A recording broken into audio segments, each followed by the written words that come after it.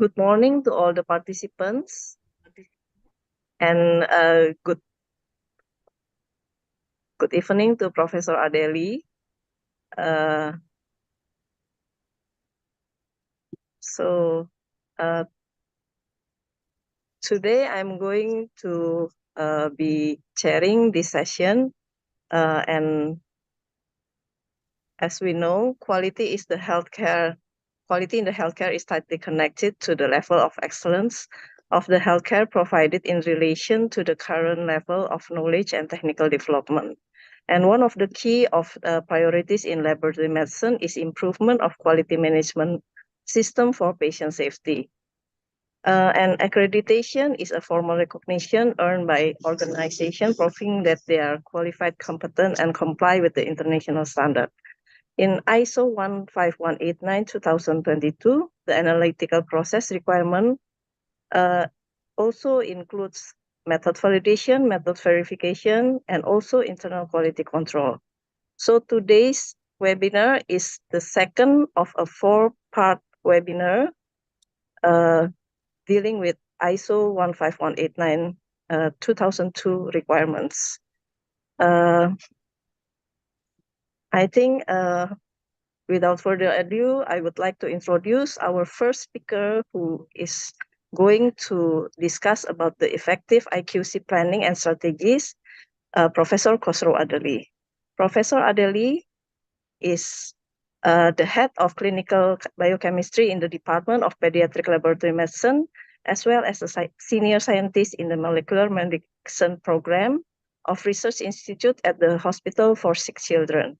He is also a full professor and vice chair of quality in the Department of Laboratory Medicine and Pathology in the University of Toronto. He currently serves as the president of the International Federation of Clinical Chemistry and Laboratory Medicine, a worldwide organization with 90 member countries and more than 45,000 laboratory physicians and scientists around the world. Today we have a chance to learn from his expertise. Professor Adeli, you have 45 minutes and the time is yours. Well, thank you very much for that kind introduction. I'm pleased to be here to present on such an important topic, which is quality control. Quality control is everything when it comes to clinical laboratory testing, clinical laboratory service. I'm really pleased to collaborate again with the Indonesian Association of Clinical Chemistry. I've had long-standing collaboration over the years and have visited Indonesia twice. Had the pleasure and happy to be here giving this webinar. I'm going to give more of an introductory presentation focusing on what is IQC, internal quality control, and some of the key planning strategies when implementing quality assurance and quality control. So I'm going to share my slides.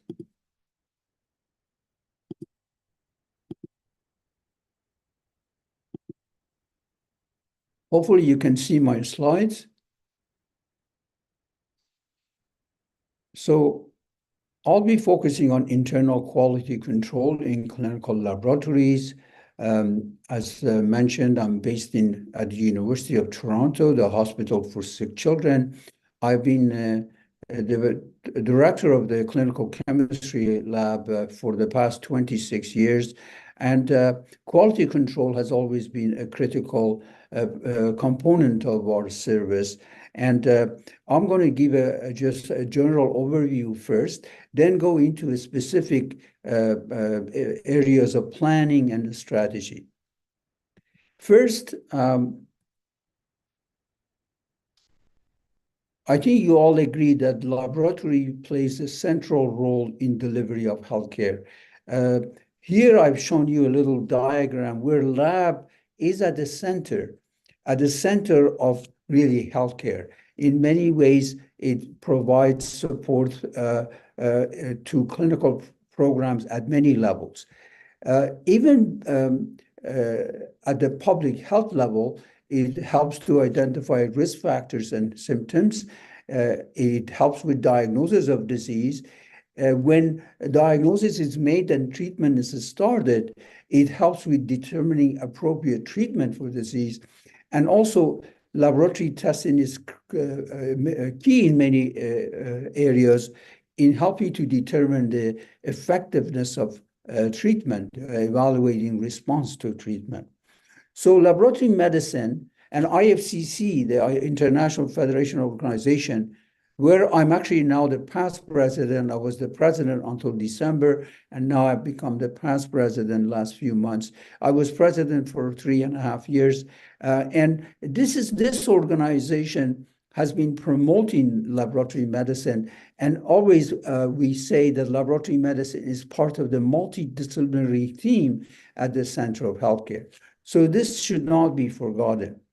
But to provide this kind of service, one needs quality. So the quality of clinical laboratory service is critical.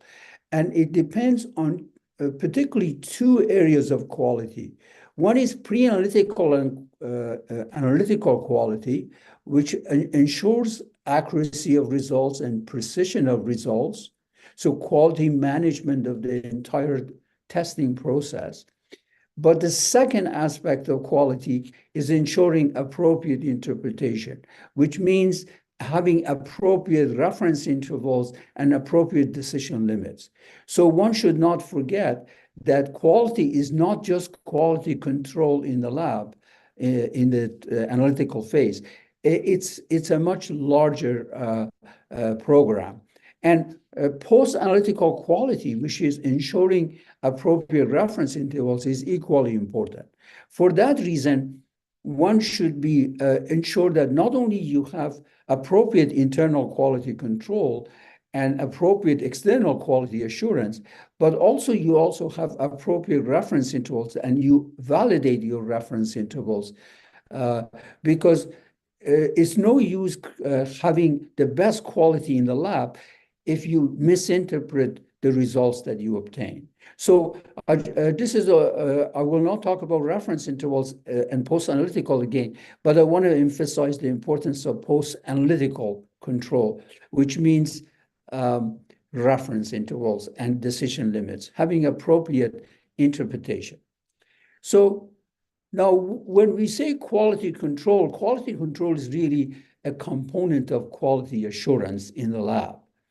It is vital that information generated by the clinical lab be timely, accurate, of high quality, and readily understandable by end users. And to ensure this occurs, this is achieved, strict quality control management is important.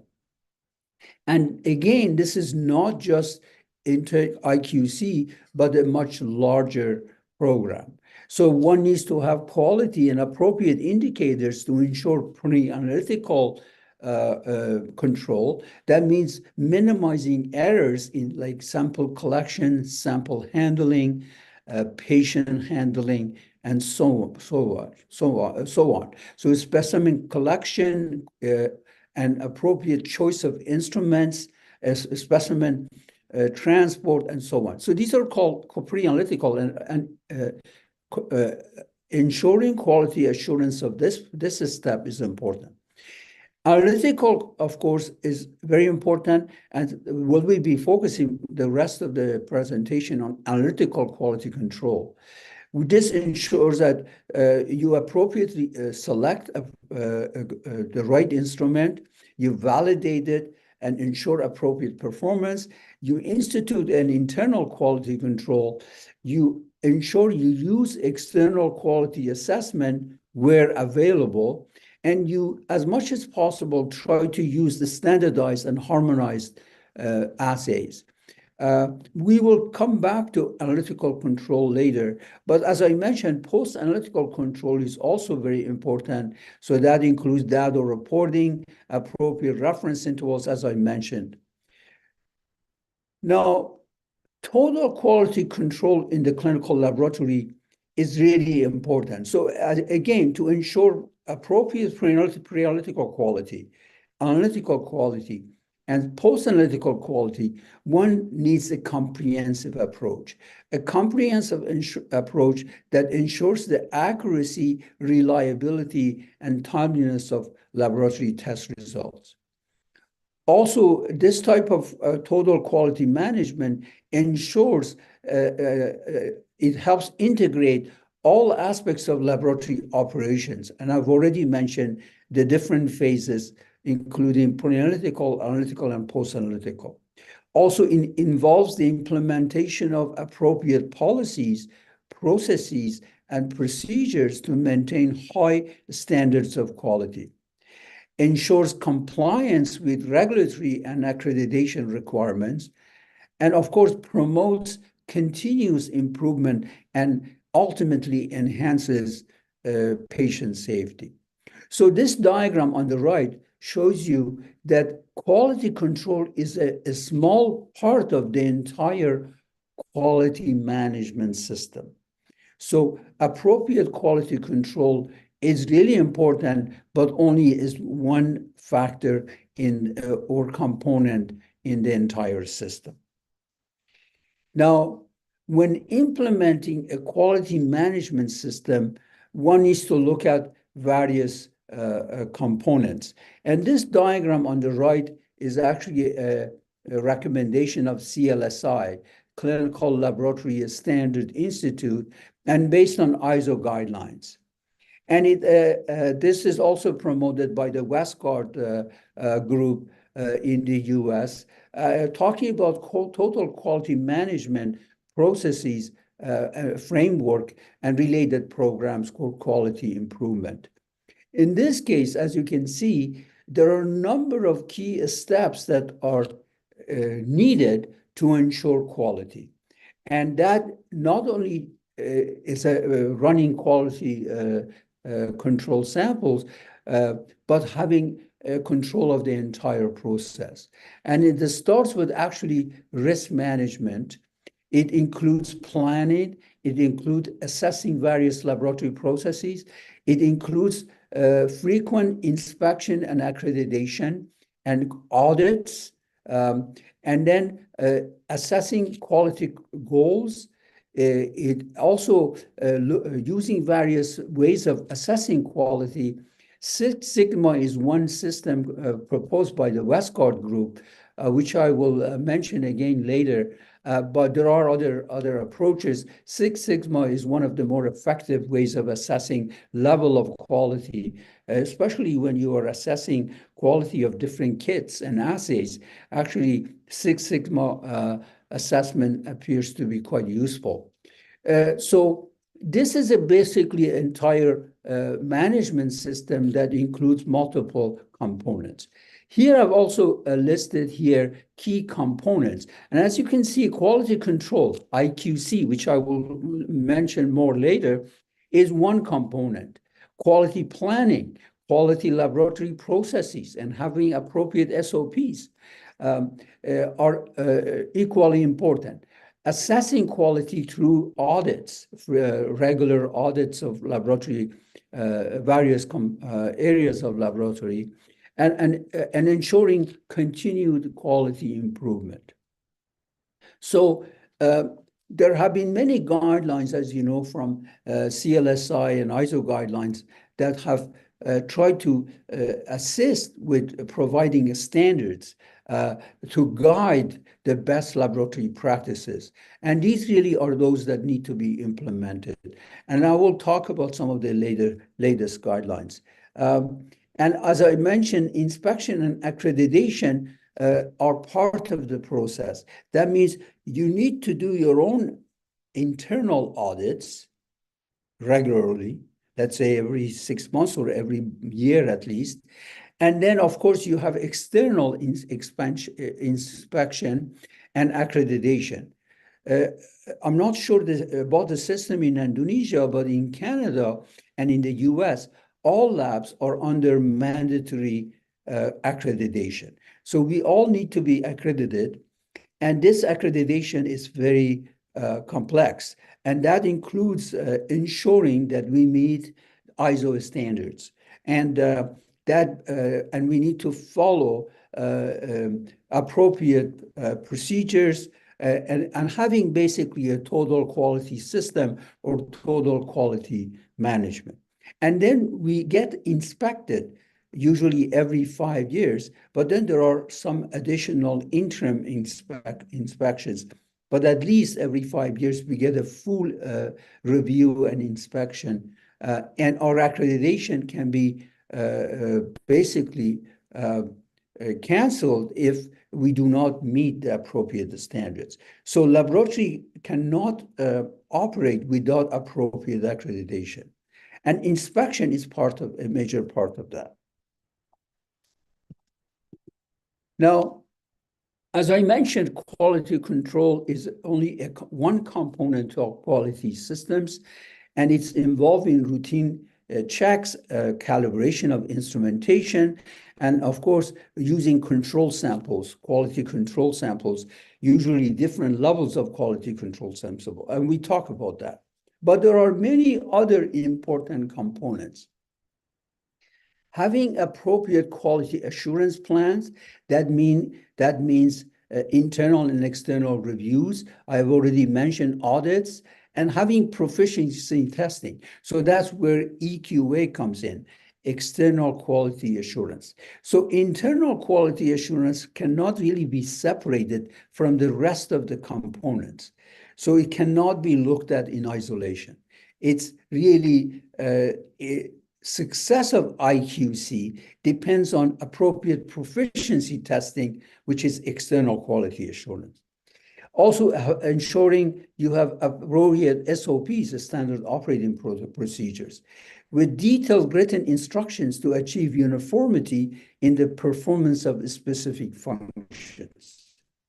Also, you got to have regular staff training and competency and assess that competency on a regular basis.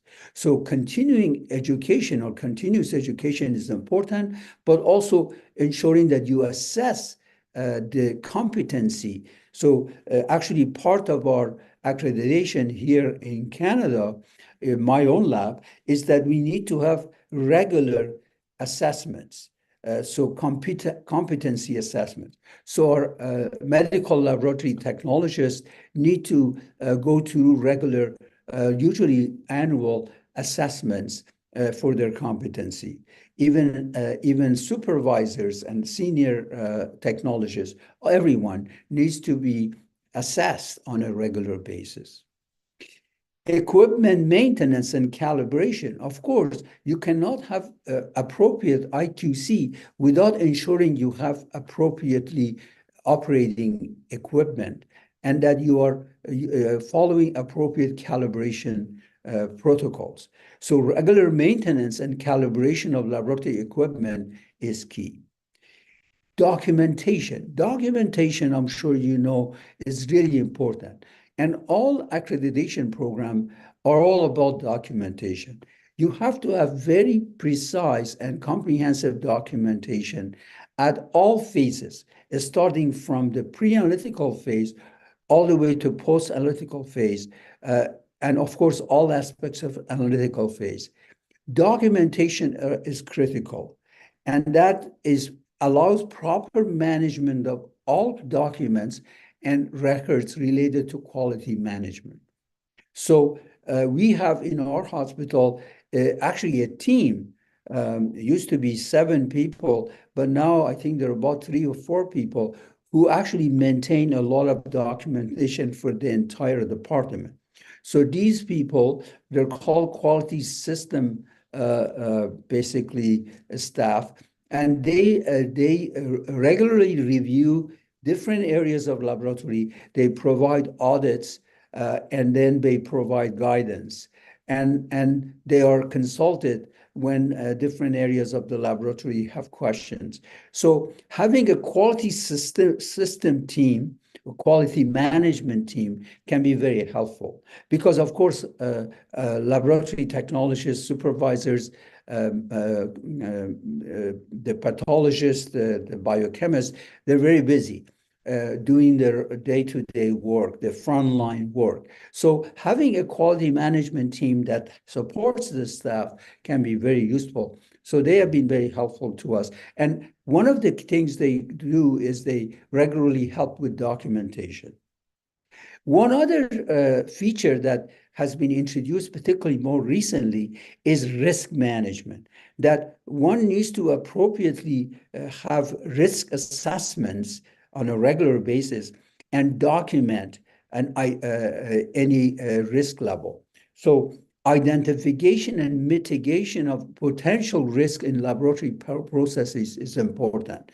And so right now, actually, the accreditation bodies are increasingly sensitive to this kind of thing, where they want to see the laboratory having regular risk assessments, and they want to see that that's documented.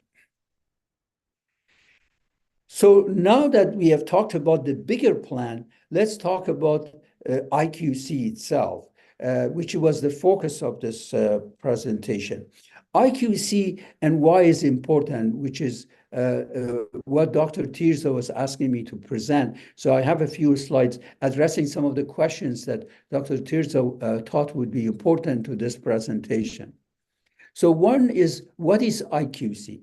Well, IQC, internal control, refers to procedures and practices within a lab that ensure accuracy, precision, and reliability of test results.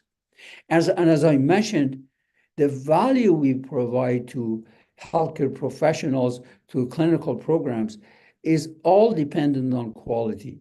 And IQC is a very important component of that, that ensures quality procedures, ensures quality practices. It's within the lab, but not just the running QC samples, but the entire process. So IQC and appropriate management of IQC depends on all of the other components that I've mentioned. And why is IQC important? Well, it ensures accuracy and precision of laboratory results. It helps to detect and correct errors promptly. It maintains consistency in test results over time. It builds trust. This is really important. It builds trust with healthcare providers and patients, and it meets regulatory and accreditation requirements. So the last two are particularly important because the reliability of the results really assists with ensuring trust in lab results. So clinicians many times have suspicion of the accuracy of test results. But if you have consistency and reproducibility and precision and accuracy of the test results, over time, they build trust, and they build trust in the lab results, and that is really vital. That means they respect the lab, they support the lab, and they support the lab professionals, the lab staff, if they see appropriate quality. Equally important is that regulatory bodies, such as the Ministry of Health, or the bodies involved in accreditation of the lab, also respect labs that have high quality, and so ensuring appropriate IQC procedures. Now, more points here, which is repetitive, but important that I highlight the fact that IQC particularly, specifically, focuses on operational techniques and activities. And so it's really focused on analytical quality. Analytical quality, ensuring that the test results coming out of the instrument, it could also be a kit without an automated instrument, whether it's a manual kit or whether it's an automated instrument, ensuring that operational techniques and activities fulfill quality requirements.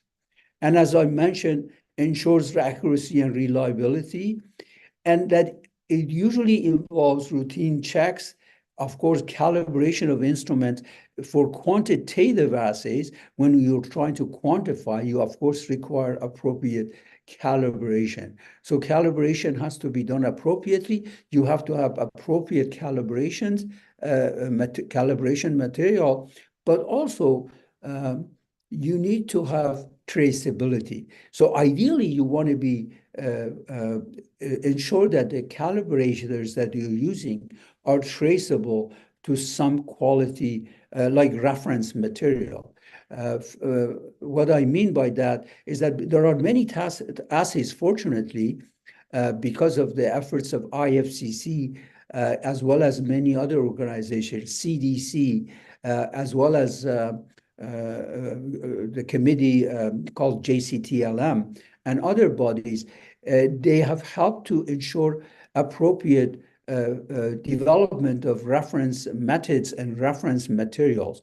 So many assays are have their calibrators have traceability, are traceable to primary or secondary reference material. So that is important. So when I say calibration, it's not just running calibration samples and ensuring calibration of the assay using manufacturer material, but also that checking whether these calibrators are actually traceable. That's important, and documenting that, what kind of traceability the assay has and to what kind of primary or secondary material. That's part of quality, ensuring that you have good understanding of your assay and whether it's appropriately calibrated and whether it's traceable to some acceptable reference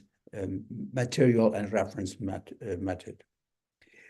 And of course, regular testing of control samples. Well, that is a key part of quality IQC, which means you run usually 2 or 3 levels of quality control material, usually a low level, a medium level, a high level. So running different levels of quality control materials are, of course, key to ensuring that you assess appropriateness and accuracy of the results that you're actually generating. And this process, of course, really importantly, helps detect errors. So when you run QC materials, and of course, when you have ensured the appropriate calibration and you have appropriately maintained instrumentation, when you do run samples, patient samples, you want to have quality control material run at the same time so that you assess potential errors. And you would not report in many cases, depending on the case of the type of error you get, whether it's a random error or a systematic error, but you could actually stop reporting results until those errors have been corrected. So that's why having IQC assist in identifying errors, but also if you investigate it properly, you also can actually determine whether it's a systematic error or a random error. And that is important in addressing the problem and then allowing the process to go on. Now, I also have this slide that talks about the difference between quality control and quality assurance. Quality control I've already discussed, so I won't repeat myself, but quality assessment is a different, quality assessment is a different concept, and it usually encompasses a broader scope, including looking at systematic processes to ensure the overall quality of laboratory performance. And usually it not only includes internal, but also includes external reviews and audits. And these examples of quality assessment is proficiency testing. So EQA, like external quality assurance, is actually a type of quality assessment. EQA is type of, it's also called proficiency testing, is one type of EQA. And or one type of quality assessment, I should say. Also, audits, internal audits that you perform, or external audits by accreditation bodies would be regarded as a quality assessment. Also, having internal review of your own processes, all the SOPs, all your reference intervals, looking at various other aspects, some of the ensuring you have, for example, quality indicators, especially quality indicators for pre-analytical phase, is important. All of these are related to quality assessment. Now,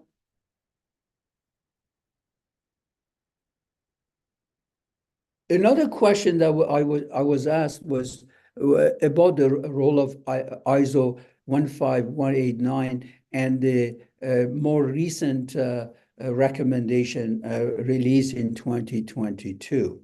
Now, the ISO standards have many recommendations, but here I've summarized some of the key points when those related to IQC, internal quality control. And these are the key points that all labs have to follow and are more general sort of statements, but really important. One is that laboratories must implement IQC procedures to monitor the validity of the tests and examinations undertaken. Of course, you have to have every assay you have needs to have some sort of quality control. So even a qualitative result kit or assay, but quantitative assays also require even more vigorous quality control. When I say qualitative, think about testing like doing a COVID-19 antigen test. Well, when you did a COVID-19 antigen test, you always had a control to ensure that you do have both a negative control and a positive control, so that you ensure that you have reliability of the result that you obtain on the patient sample. So having controls even for qualitative assays is really important. Now, for quantitative assays, of course, you run control samples. As I mentioned, usually 2 or 3 levels of quality control. And I think you're all aware of this. This is something you do, I'm sure, every day, many of you working in a clinical lab. Another key statement is that from the ISO standard is that IQC programs should be designed to detect trends, identify outliers, and ensure the reliability of results. So this is, of course, all makes sense, that you need to ensure that the program that you put in place in the lab is not just looking at random errors, but looking at trends and identifies potential outliers, but and ultimately ensures the reliability of results. Laboratories also must establish protocols for corrective actions when control results indicate that results are not within acceptable limits. So that's important. You need to have SOPs, standard operating protocols, for different scenarios. So if you have errors after running quality control, how do you actually troubleshoot? How do you correct the problem? So these are called corrective actions when control results indicate that the results are not within acceptable limits. So you need to investigate, and you need to have written protocols and appropriately follow those protocols to basically troubleshoot. Documentation of IQC processes, and as I already mentioned, documentation everything. As I mentioned, our hospital, our lab, our department has hired a few people just to do that. They are largely responsible for documentation. So documentation of IQC processes and findings is essential for traceability and continuous improvement. So documentation helps determine the source of error. Also, it helps prevent future errors. So having appropriate documentation and reviewing those documents is really important. And of course, appropriately maintaining those documents. Nowadays, more and more centers, hospitals, labs use electronic records. So these records are electronically kept and are easier to access. For many years, my lab was using paper, and we had hundreds of boxes, and we had to actually use this company called Iron Mountain, where they have mountains of paper. They store paper for everyone else, for all the different businesses and organizations, and they're very expensive actually. So we had to pay huge amount of money to store all of these boxes full of documents. And it was very difficult to retrieve anything when you actually needed a document. Fortunately, in the last decade or so, we now have more and more, almost everything is electronically documented, and which allows, first of all, it reduces cost significantly, but it also allows ready access to the document. It's much easier to find documents you need. Okay, let's talk about IQC planning and strategies. This is another aspect that's focused actually in the ISO standard, but also other accreditation bodies and guidelines discuss both planning of IQC, but also strategies for how you effectively implement IQC. So planning of IQC usually means identifying critical control points and parameters, selecting appropriate control materials. Well, that's a really important point. This is very important to determine the supply of your control material. Of course, there are some big companies like Bio-Rad and Randox and some other companies, but there are a lot of smaller companies. So question would be, for which assay do you use which material? And selecting appropriate controls is really important. Sometimes one company may not have appropriate control for all the assays you have. So for each assay, you need to appropriately select and validate a control material. So the other point is validate, which means you should be testing it. You shouldn't just buy control materials without validating. You got to validate, test. You have to get some free QC material, test it, and then if you are happy, then you can actually buy. So it's really important that appropriate validation and verification is done. Also, another key point is frequency of testing. This is actually quite controversial. Traditionally, it was thought that for every shift, you need to have run all levels of control for all assays. So that means, so usually 3 levels or 2 levels of control for every assay, every 8-hour shift. That used to be the system in Canada. So that means in 24 hours, you would run 3 sets of controls. And this has changed. Some labs now try to actually have 1 level run at each shift. So all 3 levels are run through in 24 hours. Another strategy is to actually go based on, this is important, recently it's been a sort of a smart way, look at sigma quality of your assay. determine how good this assay is. And does it require more vigorous quality control? That means you need to run quality control every shift, every run, or can you actually reduce the amount of control you run? So if you have high sigma, so if you have 6 sigma or higher, you actually may not need to run as much quality control. You don't need to run it as frequently.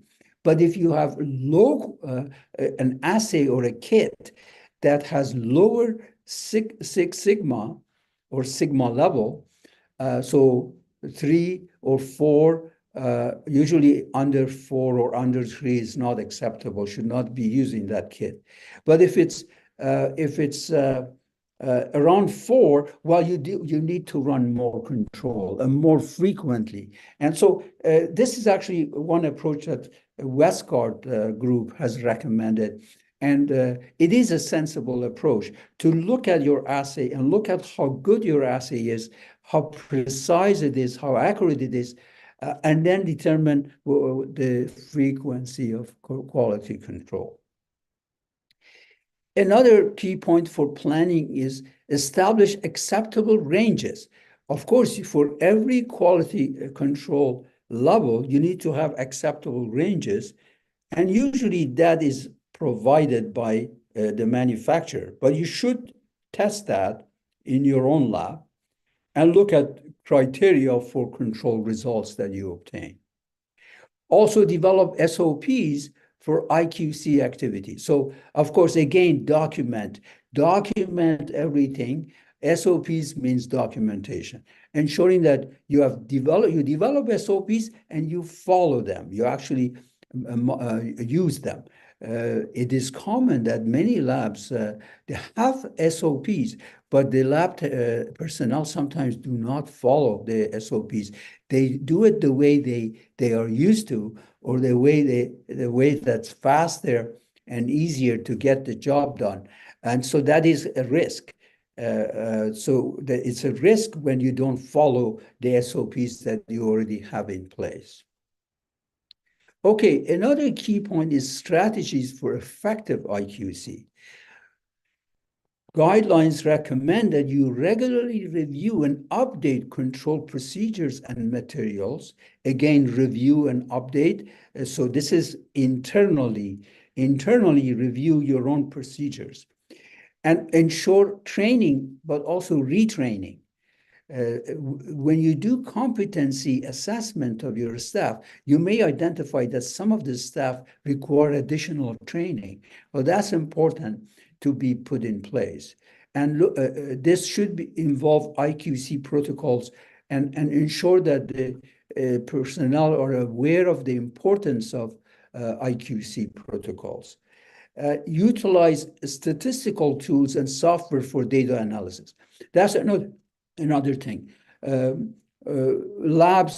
labs are very good at this, but some labs do not have appropriate statistical tools and software. Some labs do not even, their personnel may not be familiar with the appropriate statistics.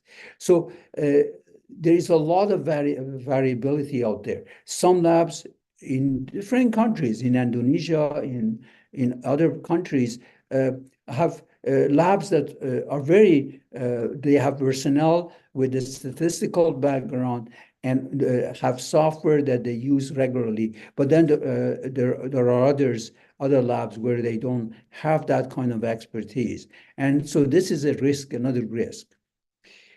And finally, fostering a culture of continuous improvement. That means staff should be willing to be continuously trained, and so that they improve on their skills. So a skill improvement is important.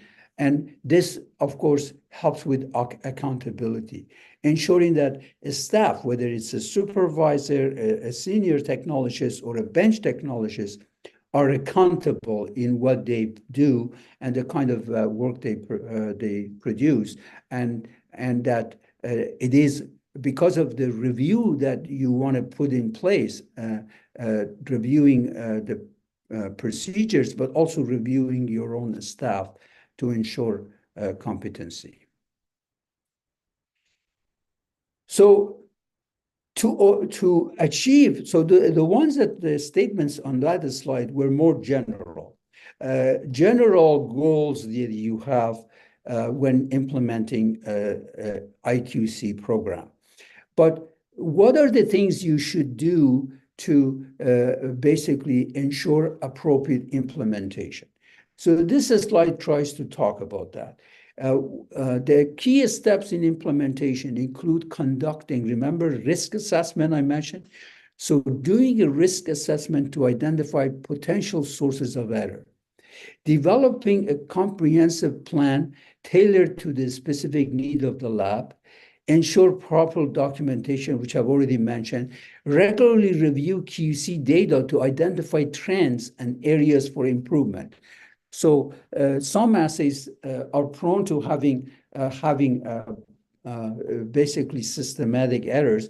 Then there are others that are more prone to random errors. For example, calcium assays, although they have been improved in recent years, but they used to be quite prone to random errors. So different assays have different trends, and so you need to be aware of the different assays and their the trends that they may produce and potential areas for improvement.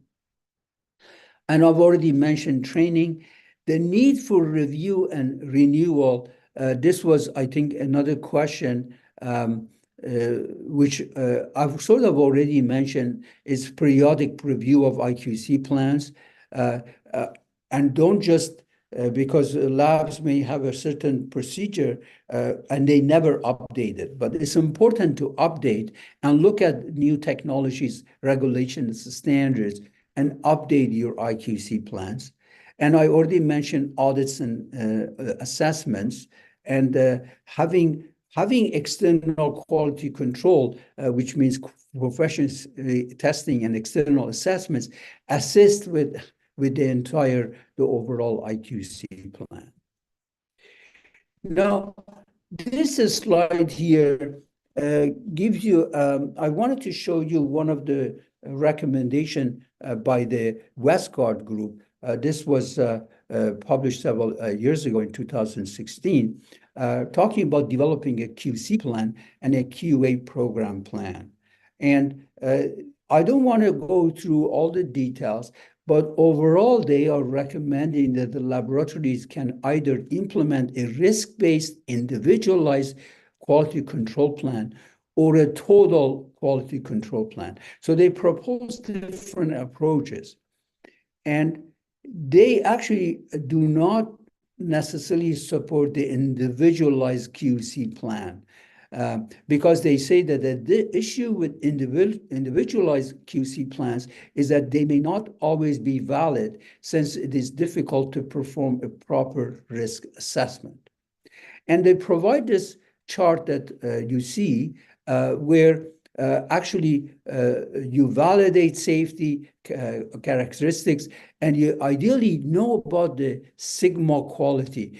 So you know, so for example, you have an assay, let's say creatinine assay, on a, let's say, a SNIPE assay, instrument. You have the SNIPE creatinine assay. Ideally, you want to calculate the sigma level for that assay, so sigma quality. That helps to determine the type of quality plan that you put in place. And you audit your quality control processes, and then you actually determine how many levels you run. For some assays, you need 2 levels, for some assays, 3 levels, and then how frequent. So that, of course, differs from assay to assay. And as I said, if your sigma quality is high, you don't need to run so many quality controls every run. But if it's lower, and many assays do not have 6 sigma or higher, therefore you need to be much more comprehensive in your QC assessment or QC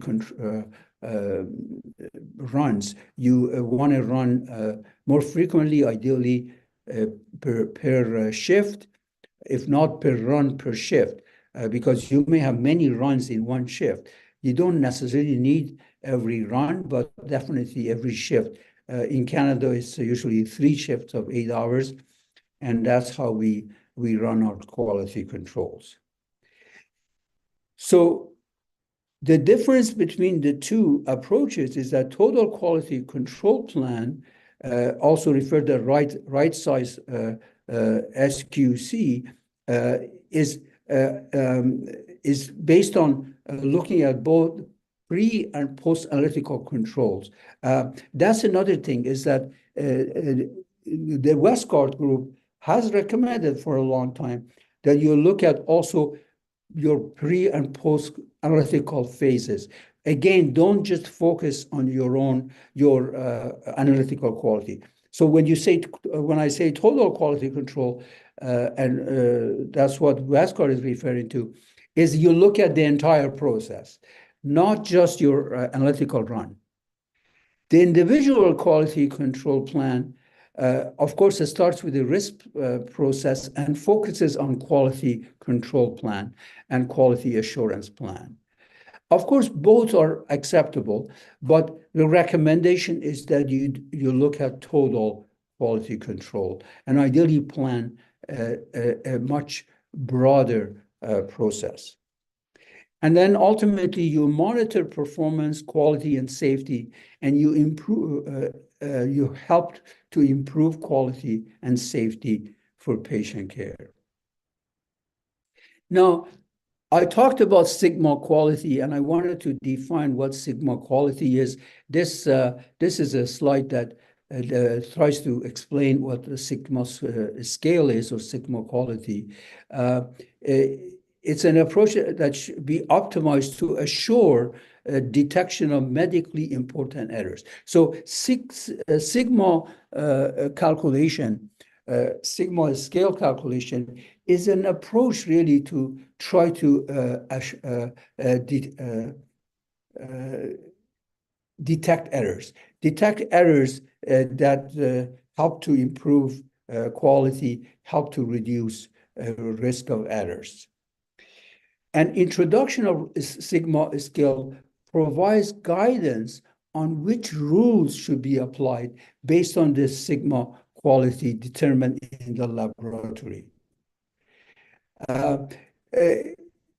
Traditionally, 2SD rule is used. I'm sure our lab still uses that too. It's a common around the world. But the Westcott group recommends that the 2SD rule is not sufficient. Then one should look at Sigma level. So this is their approach. Of course, not everyone agrees with this. There was a conference last year in Europe where there was a lot of debate around some of these concepts. But there are still many people who promote the calculation of Sigma scale. And their recommendation, and Sigma is not basically was not created by the Westcott rule. This concept has existed for many years in industry, where Sigma or higher is thought to be industry standard. That you should not, for example, produce a car that does not have a quality higher than 6 Sigma. But so it's not just a clinical lab concept. It's a concept applied to many areas. And how is it defined? 6 Sigma is defined as 3.4 defects per million opportunities. And the goal is to improve all processes to that level or better. So again, when you look at 6 Sigma, you're looking at total quality plan. You look at total quality management. You're not just looking at your quality control at the analytical phase. And here it gives you an example of how I won't go through details, but it talks about different levels of sigma, and how you can use that to basically make decisions on corrective action and reporting of results. And the calculation is shown here is based on total error, based on bias, and based on CV, coefficient of variation. So that's just one approach. Again, I don't want to necessarily say this is the best approach, but I would say one of the more sensible approaches that appear to go beyond the traditional 2SD rule. So I want to conclude here by summarizing that IQC is critical for ensuring the accuracy and reliability of clinical laboratory results. An effective IQC planning and implementation require ongoing review and adaptation to maintain high standards. Laboratories must maintain informed but current standards like ISO 15189 and integrate these into quality management system. So thank you very much. I hope I covered the information that was of interest to the group, and happy to answer questions. Thank you, Professor Adeli. That was a very comprehensive presentation, and Thank you. yeah, we have some questions. I think both from the YouTube and the Zoom participants. So let me read the first question. The first question is from Mr. Chris Haksa. He asked, when a third-party control, which is used for IQC, showed error, should we go back to using the manufacturer's control or patient samples as control? And he also has a second question, which is how EQA can help IQC, because sometimes we see that the IQC is okay, but turns out when we receive our EQA report, the EQA report is not satisfactory because when we are doing IQC, we don't have peer group. Okay. Yeah, so the first question, if you are having with your problems with your QC material, of course, you want to ask for a new lot of QC material, because sometimes maybe the lot that you have, maybe it was not properly stored, or probably it had some other issues. So always important to test more than one lot of QC material. And if but if still the QC material is not satisfactory, of course, you want to try a different source, maybe a more reliable, more reputable source. You always have, of course, the option to use patient samples. Take a patient sample pool, create a pool internally, and use it as quality control. This is useful in some cases when there are no appropriate external or commercially available quality control material. But nowadays is not recommended.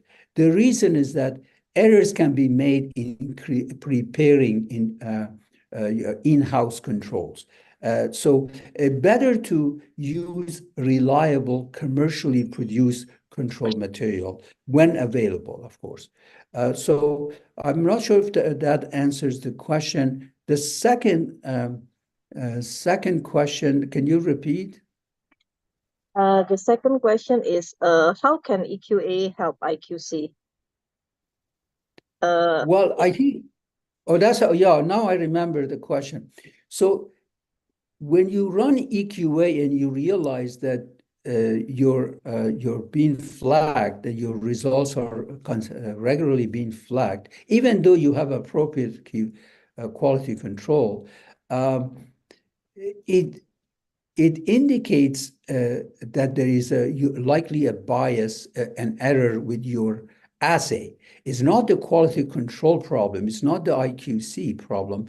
Is that the assay has a bias. The assay that you're running, the kit that you are using, whatever assay it is, has a bias compared to other labs. Because usually EQA assesses how well your results compare to your peers.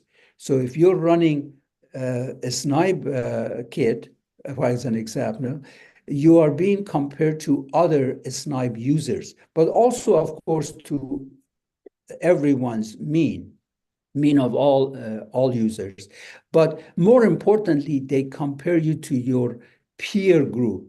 So if your EQA is giving you consistently problems and flags, that means you're off, either because you have calibration of your assay, or that your particular kit has problems, so the results that you're producing. So you need to investigate the source of the problem.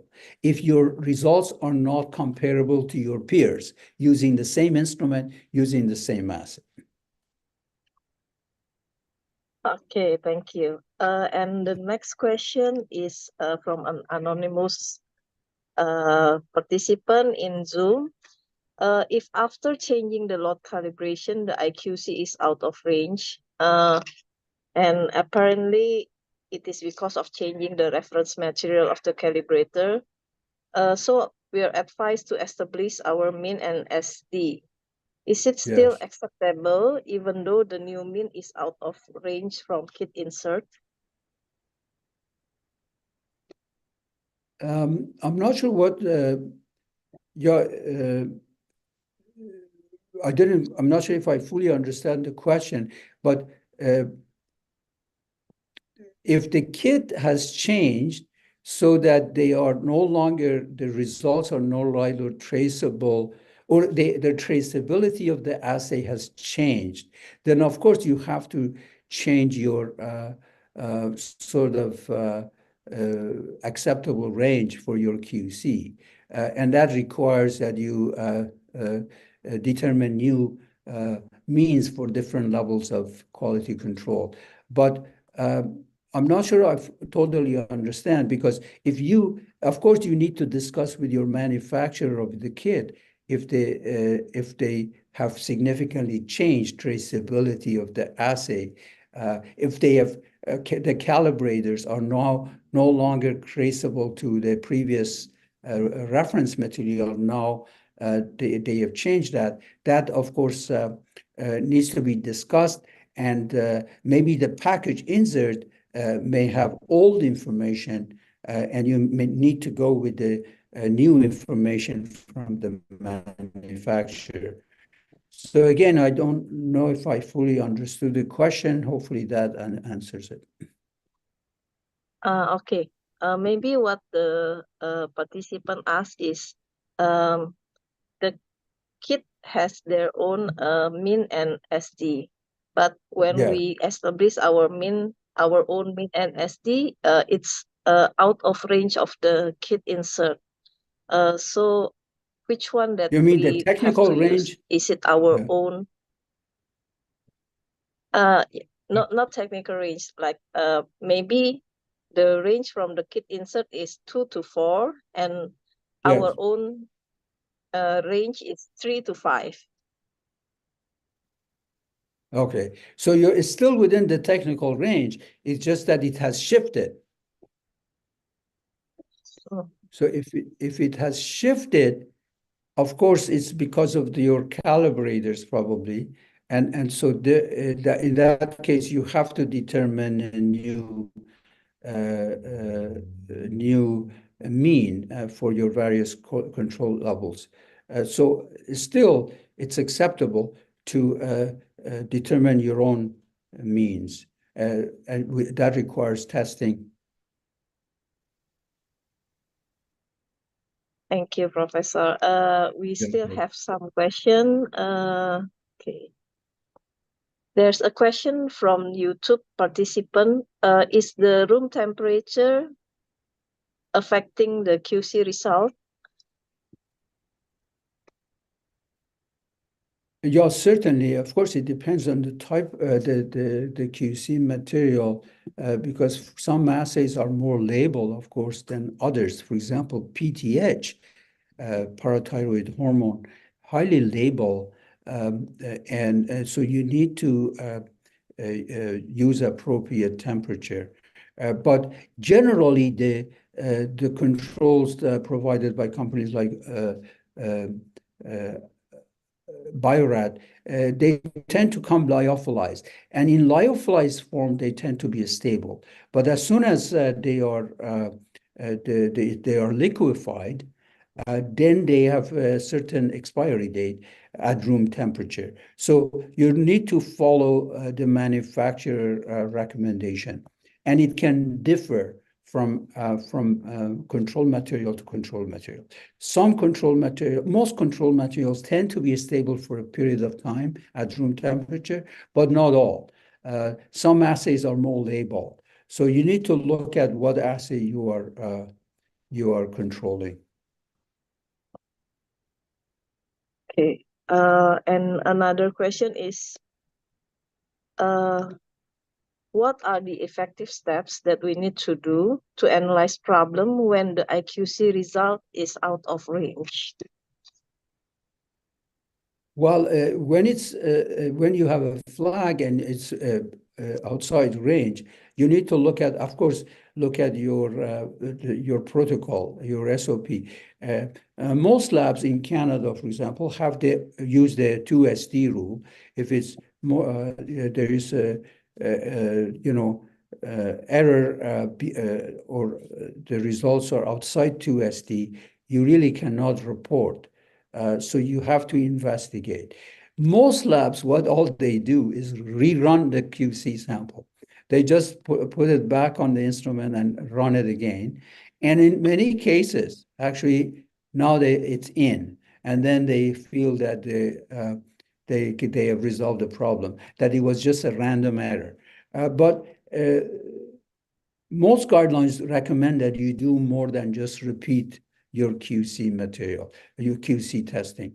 But that's in reality, most labs, that's all they do. They repeat the QC and they get acceptable results and then they report. But you need to really investigate, try to look at if you are maintaining Levy-Jennings charts to see whether you have significant bias. Was there a trend towards are the results going down gradually, going up gradually? So if there is a trend, or whether you have a random error, you had consistently good QC results, and not suddenly you have a random outlier. If you have an outlier, actually in that case, rerunning it sometimes might fix the problem, because there may have been an issue with that particular run, and when you run it again, it's fine. Although, again, you cannot do that frequently. You should be investigating more than that. But there are other ways to look at, of course, your patient results as well. And as you know, there are guidelines coming out of Australia and elsewhere talking about using patient results to assess your level of quality. And so it's good to investigate other factors. But as I said, in most cases, most labs, all they do is rerun. And if it's a random error, usually that addresses it. But if in some cases, you may need to, if it's not a random error, to actually recalibrate your assay. And that, which means you should not report the results for that run. You should recalibrate, test your QC. If the QCs are in after recalibration, then you can rerun your patient samples. So there are different approaches. There are actually a whole list of troubleshooting approaches? Uh, if there's an error found in the next QC while the previous QC is okay, do we need to investigate all the samples before the second QC run? It's not normally done. You basically, if you have an error in one level of QC, if you have error in all levels of QC, then that suggests a bigger problem. But if you have errors in one level of QC, usually you don't worry about your patient results. You try to repeat once. Some labs repeat multiple times until they get it right, and that's not correct. But you can run it one more time, and if it's in, it suggests that it may have been a random error for that level of QC. So you don't need to investigate every patient sample, no. But as I said, under some circumstances, when there is a significant bias because of a systematic error, then you do need to not stop reporting. You need to recalibrate in some cases, retest QC, and then if everything is acceptable, you report. Okay. Thank you. We have a lot of questions, really. Another question is from Miss Yusniza. How do you advise on cleaning IQC data for Six Sigma analysis? What criteria should we use to exclude data?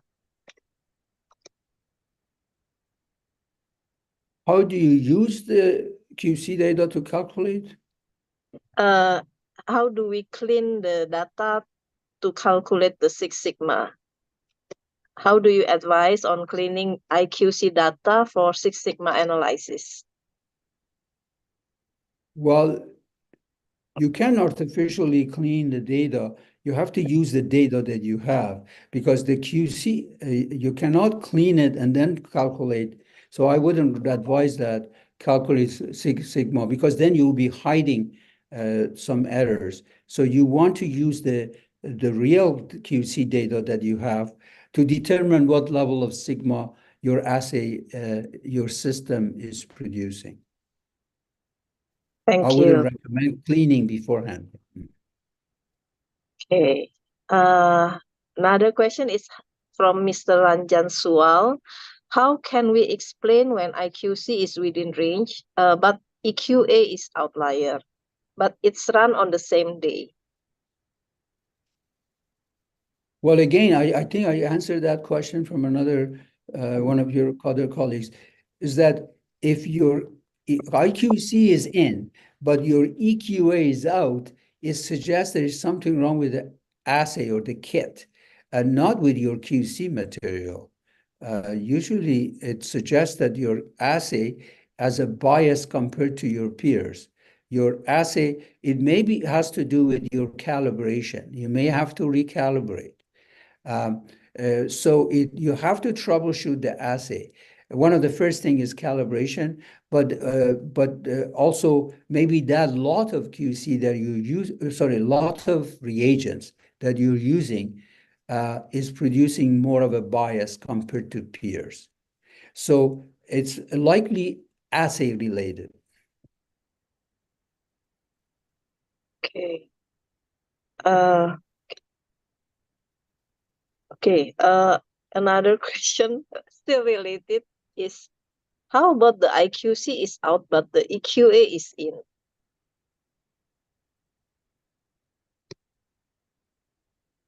Well, if your EQA is in, that's a good news. That means your accuracy of your results is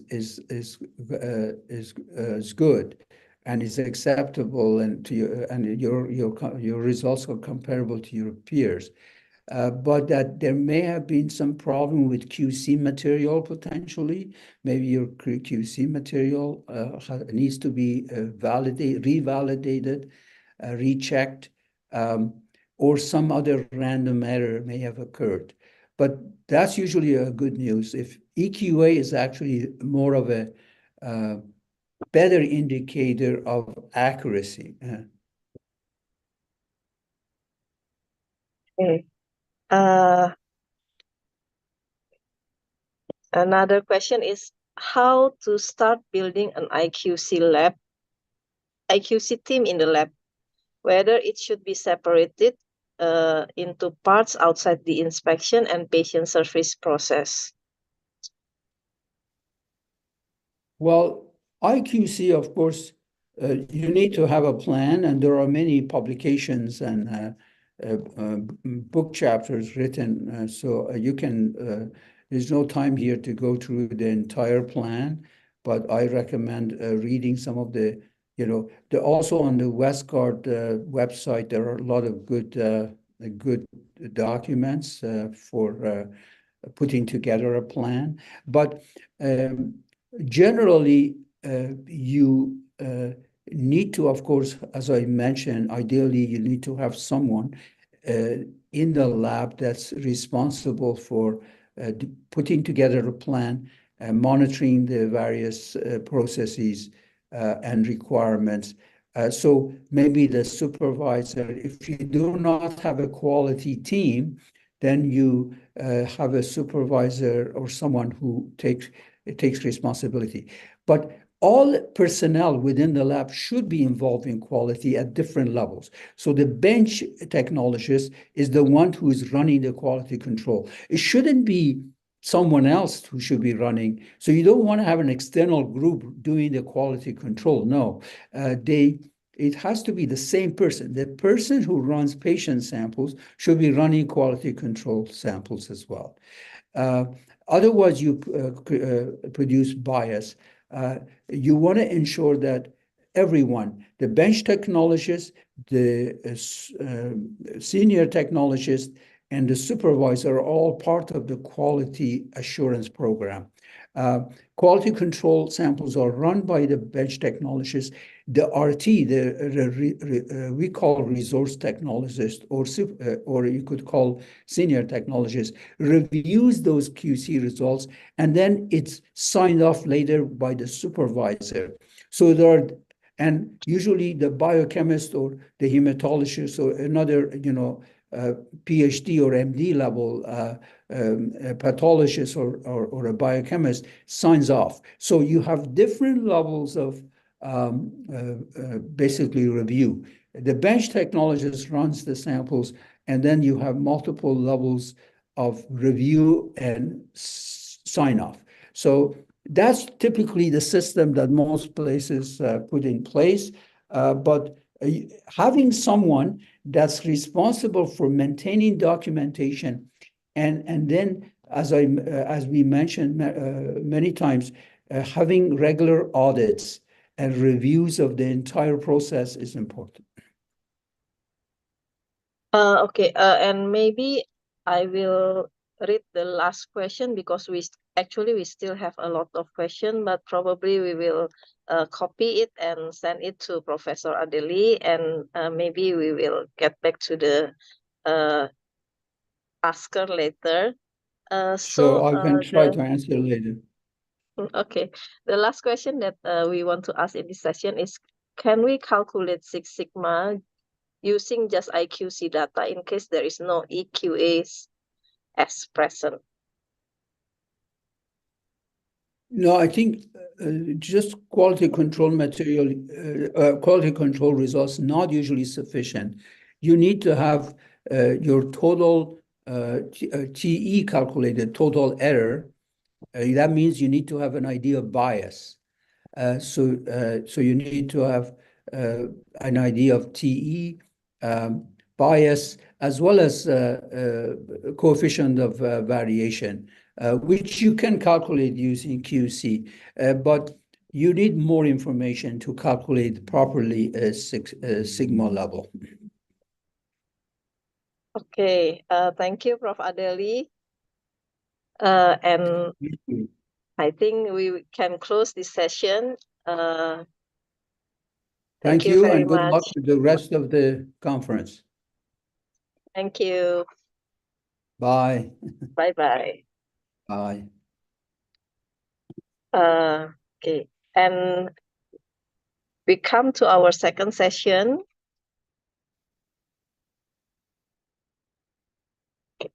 The second speaker will be Dr. Tirsa Darmadi, who will be sharing on counting your sigma for quantitative and qualitative laboratory result. So Dr. Tirsa is a clinical pathologist in Pondok Indah Hospital and Pondok Indah Bintaro Jaya Hospital. She graduates from UKRIDA as a medical doctor and also a clinical pathologist from University of Indonesia. She is a distinguished member of the Indonesian Association of Clinical Pathology and Medical Laboratory and Indonesian Association of Clinical Chemistry. My colleague in the Laboratory Hematology Proficiency Test in the Indonesian External Quality Assurance Service, and also a member of Asia Pacific Federation of Clinical Biochemistry, Quality and Laboratory Management Committee. She is currently an assessor for ISO 15189 accreditation from National Accreditation Committee, the Indonesian National Standardization Bodies.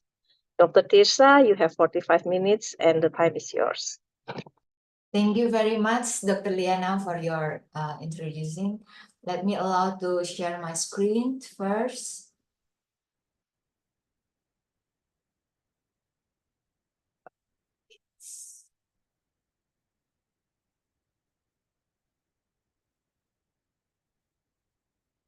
Okay.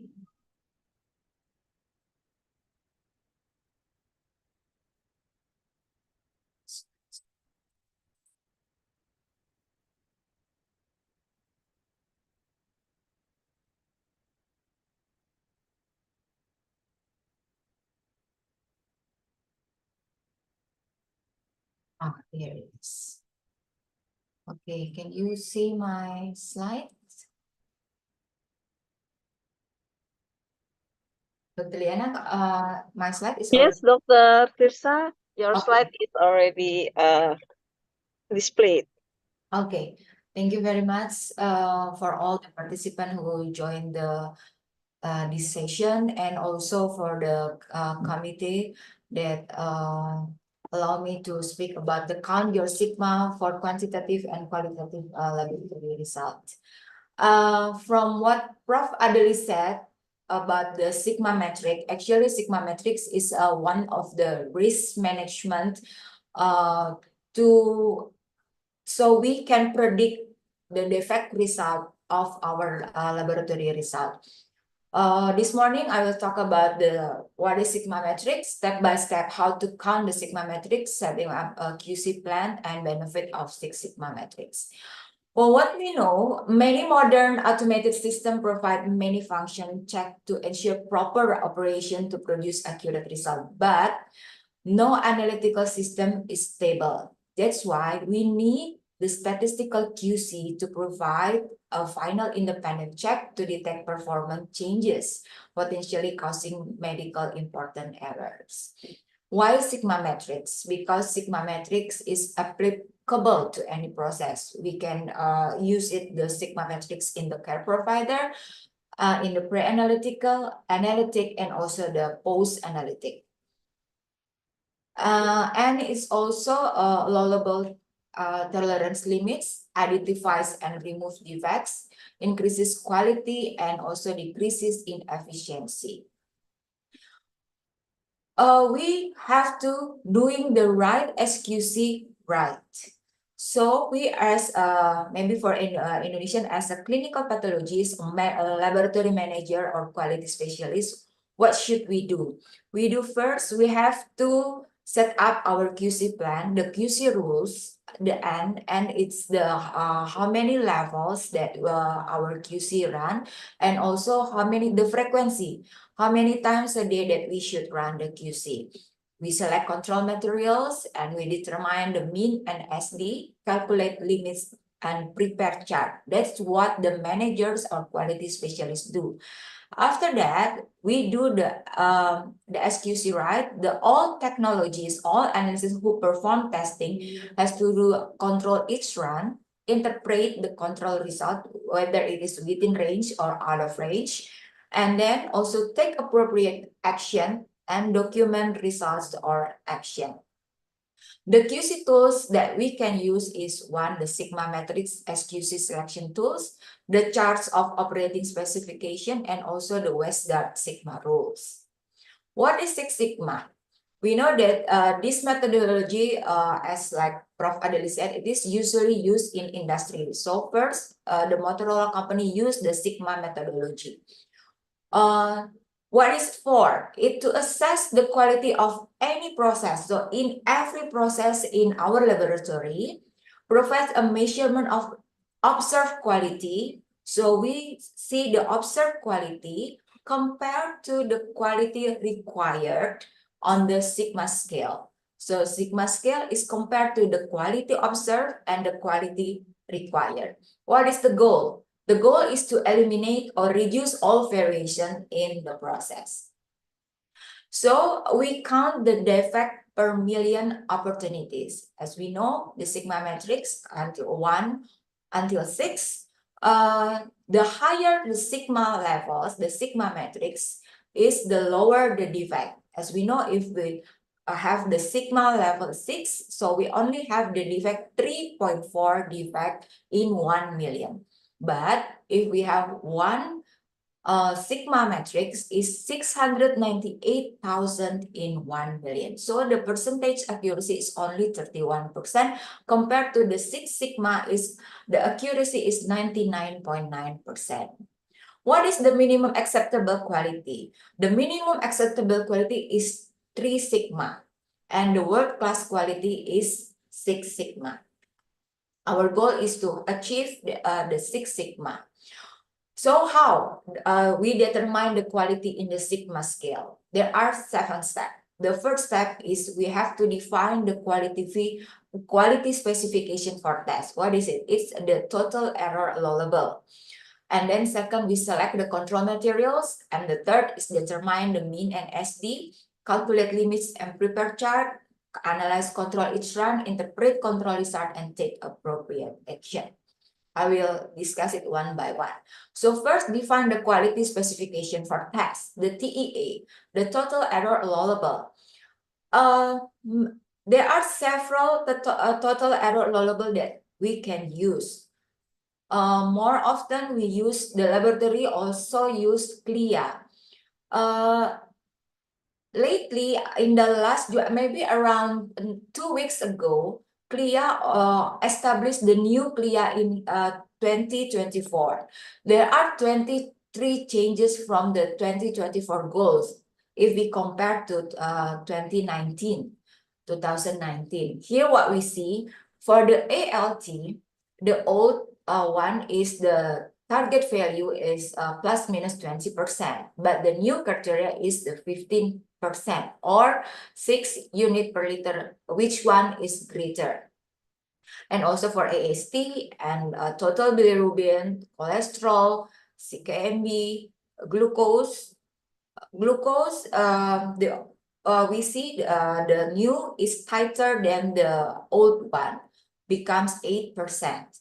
And also A1C, in 2019, there are no goals for the CLIA, but in 2024, the target value is 8%. And also for the CEA, used to be no, but now there's a 15% or 1 nanogram per deciliter or greater. And the other TEA that we can use also the biological variation database. Usually when the target value in CLIA, there's no target value in CLIA, we use the RICOS goal or biological variation database.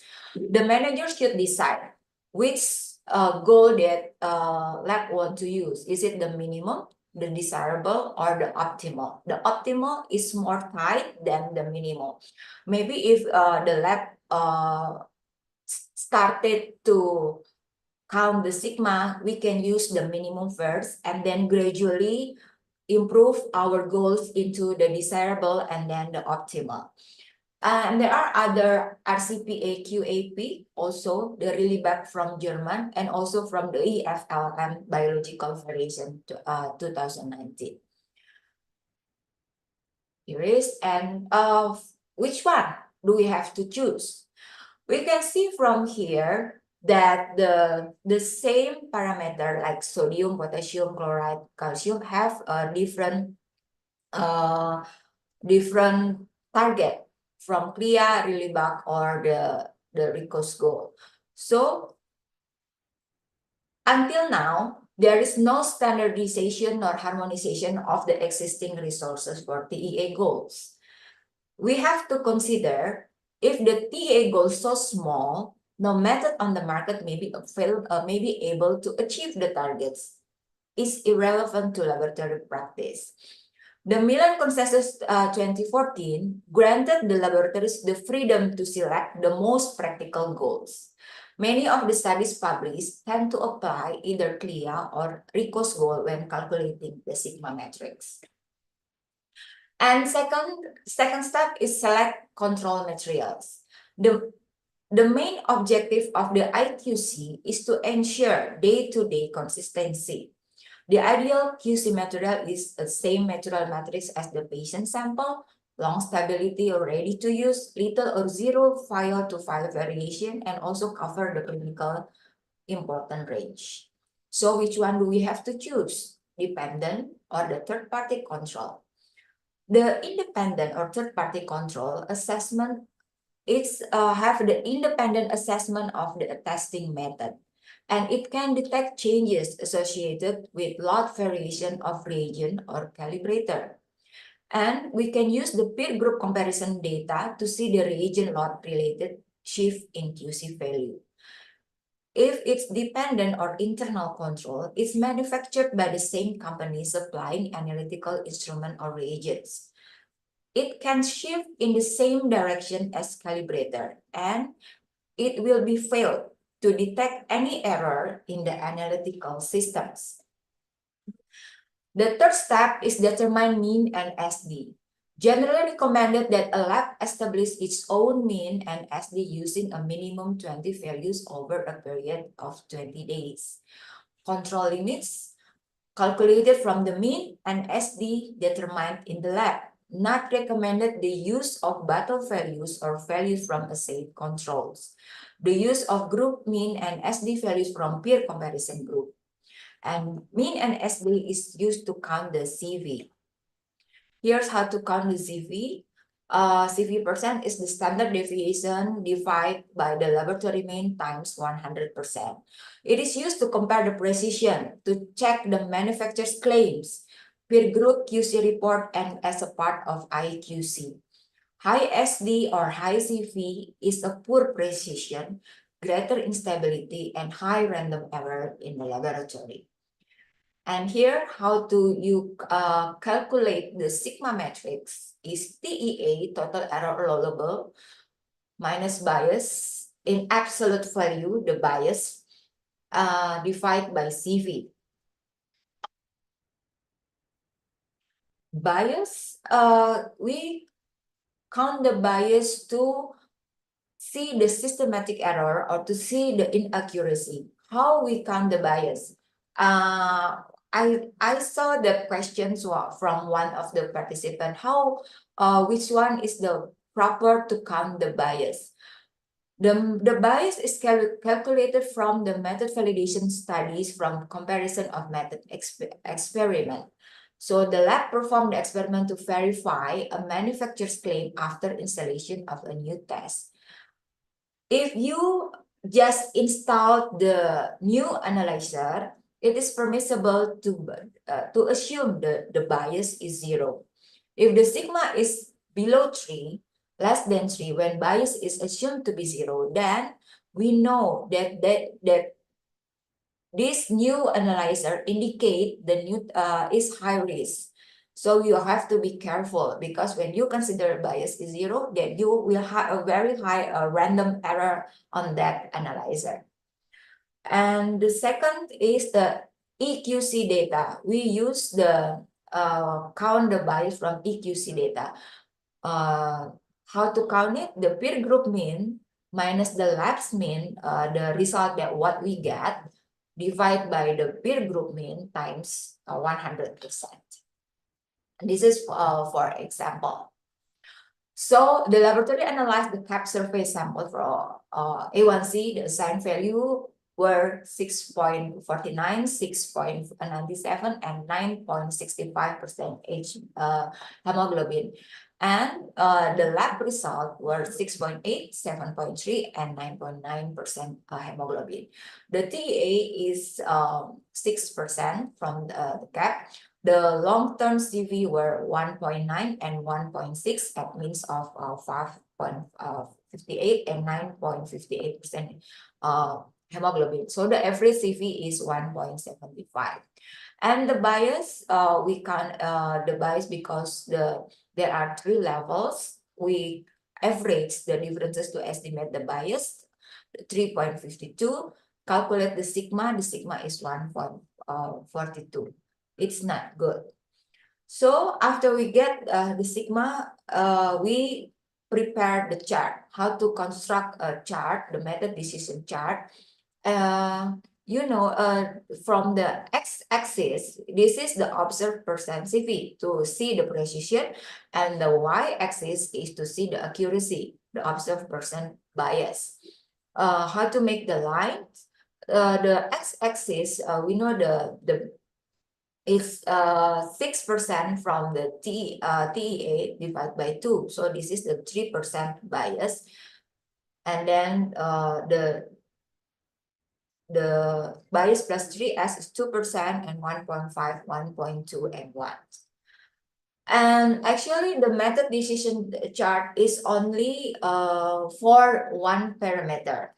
Usually, if we want to see the whole parameter in the lab, we do not use this. We do not the method decision chart, but we use this one, the normalized method decision chart. The normalized method decision chart can be used for any specified TEA. For any kind of TEA, the advantage, many different methods can be shown on the same chart. So how to construct it?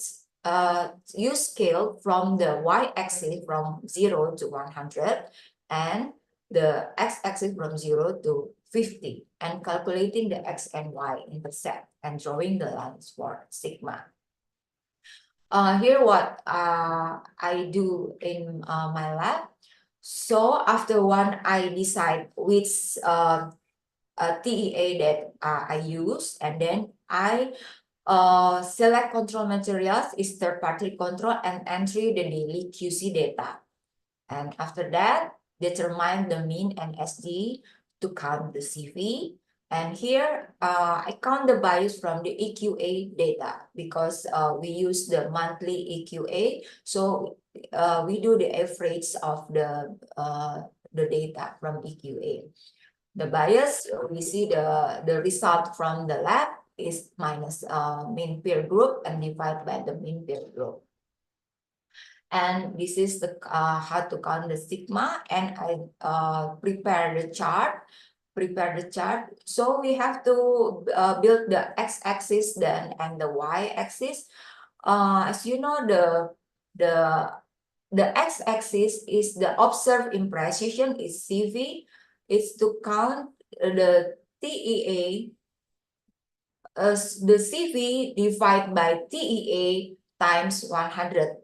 That's to get the x-axis from the each parameter, and the y-axis here is the bias divided by TEA times 100.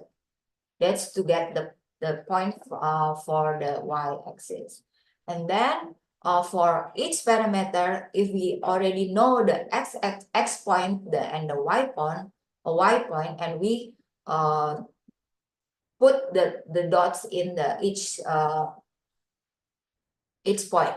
So this is I use the CLIAT 2019. This is the medical decision value.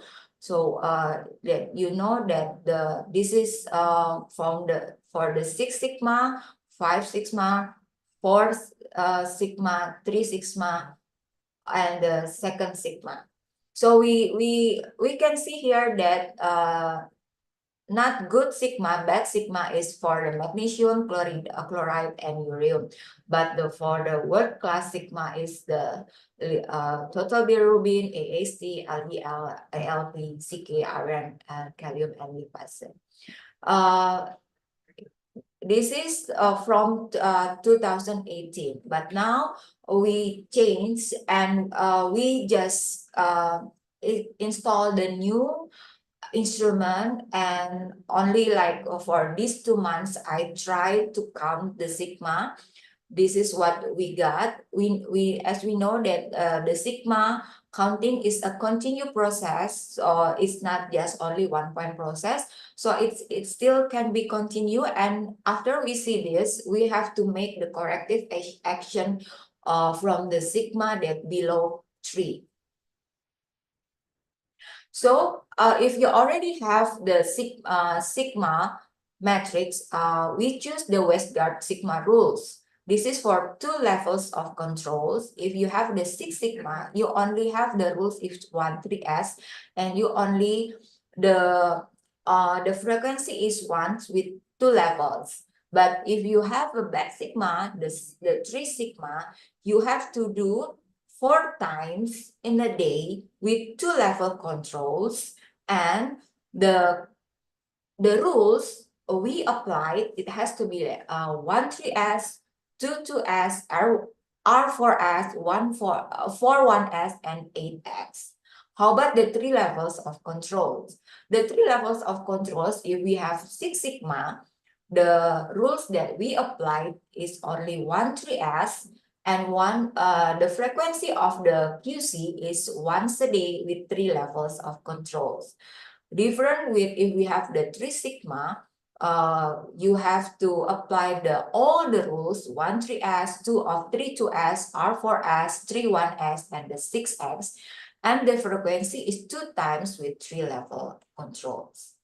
The troubleshooting of QC result, I suppose this is Madam Rosita will explain it more on the 3rd session. So the important things, if the QC result exceed the Westgard defined Westgard rules, you have to do the corrective action and you have to document it. There are 2 errors, the systematic errors and the random errors. And the causes for the systematic errors, it can be changed in lot reagent or calibrator. Improper preparation of reagent, deterioration of reagent of calibrator, wrong calibrator values, improper volumes of reagent or sample because of pipetter misadjustment, problems in the temperature of the reaction chamber or incubation chamber, deterioration of the light source. If random error, it is more difficult to find the troubleshoot. Usually it caused by the bubbles in the reagent or sample line, inadequately mixed reagent, fluctuating electricity supply, small clot in the pipetter, or operator to operator variation. Sometimes the lab tech do not have the same competency to do the control process. That's for the quantitative result. How about for the qualitative laboratory parameter? For the qualitative laboratory report, as we know, in the immunology in CLIAD 2019 and 2024, for the hepatitis B surface antigen, anti-HBC, HBe antigen, anti-HBs, anti-HCV, and also and also can do the rapid immunochromatography test. We use the defect per million rate, then convert into the sigma value. The counting of the sigma value is different with the quantitative. The quantitative, we use the CV, we use the bias, but here we have to count it one by one, the defect, the defect happens in the lab. So for example, in a private hospital, they are doing the positive control for COVID antigen rapid test. In 2023, the number of false control result was 1. The total number of positive control samples that was checked was 408. So for the COVID antigen rapid test, it has the positive control for the swab test. How to count the stigma? Here to count the sigma, so you have to count the number of errors divided by the total number of specimen on request times 1 million. And then it convert to a sigma value based on tables online. You can search in on the WestGuard website or using the Six Sigma calculator also on the WestGuard website. And analyze the sigma value, very good, good, minimum, or unacceptable. Here, the number of false control result was 1, and the total number of controls samples was 408. So it's 1 divided by 408 times 1 million is 2,451. And it convert using the calculator or table. This is the sigma table. So we see the nearest number that we have. This is 2,400.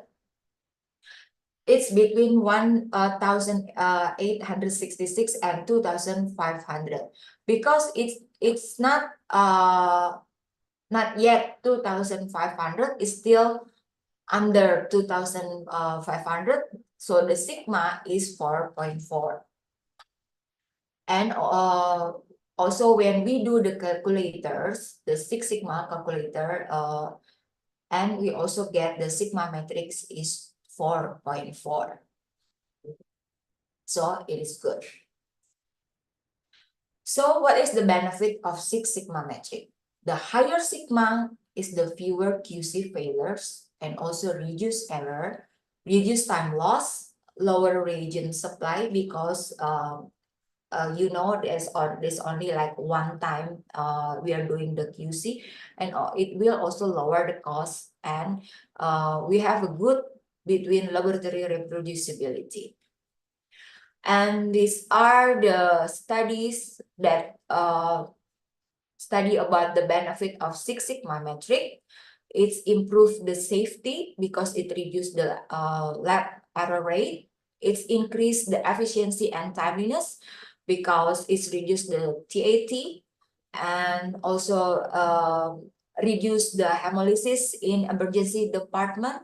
So how we count the Six Sigma in the pre-analytical is the same with the qualitative laboratory result. We count how many hemolysis event happens in all the samples. And next one is increase safety and efficiency, and also reduce the TAT and loss, cost saving, and also cost saving. And also another application, IACC working group on A1C standardization recommends that laboratories selecting a new A1C method should use the sigma metrics to assess and judge the quality of the method. Like I said before, when you select the new one, you just consider the bias is 0. Only input the ZV. If the sigma is below 3, then it means that analyzer you have is very high risk of the lab result error. So the take-home message, the sigma metric in IQC is to see the performance of the laboratory and increase the clinician and healthcare trust, increase the patient safety, and also increase the cost efficient and patient and employee satisfaction. Thank you very much. Thank you, Dr. Tirsa, for the great presentation. And I think for the second and third session, the Q&A session will be one. So now we go to our third speaker, Ms. Rosita Abdullah, who will be sharing about troubleshooting of IQC failures in your laboratory.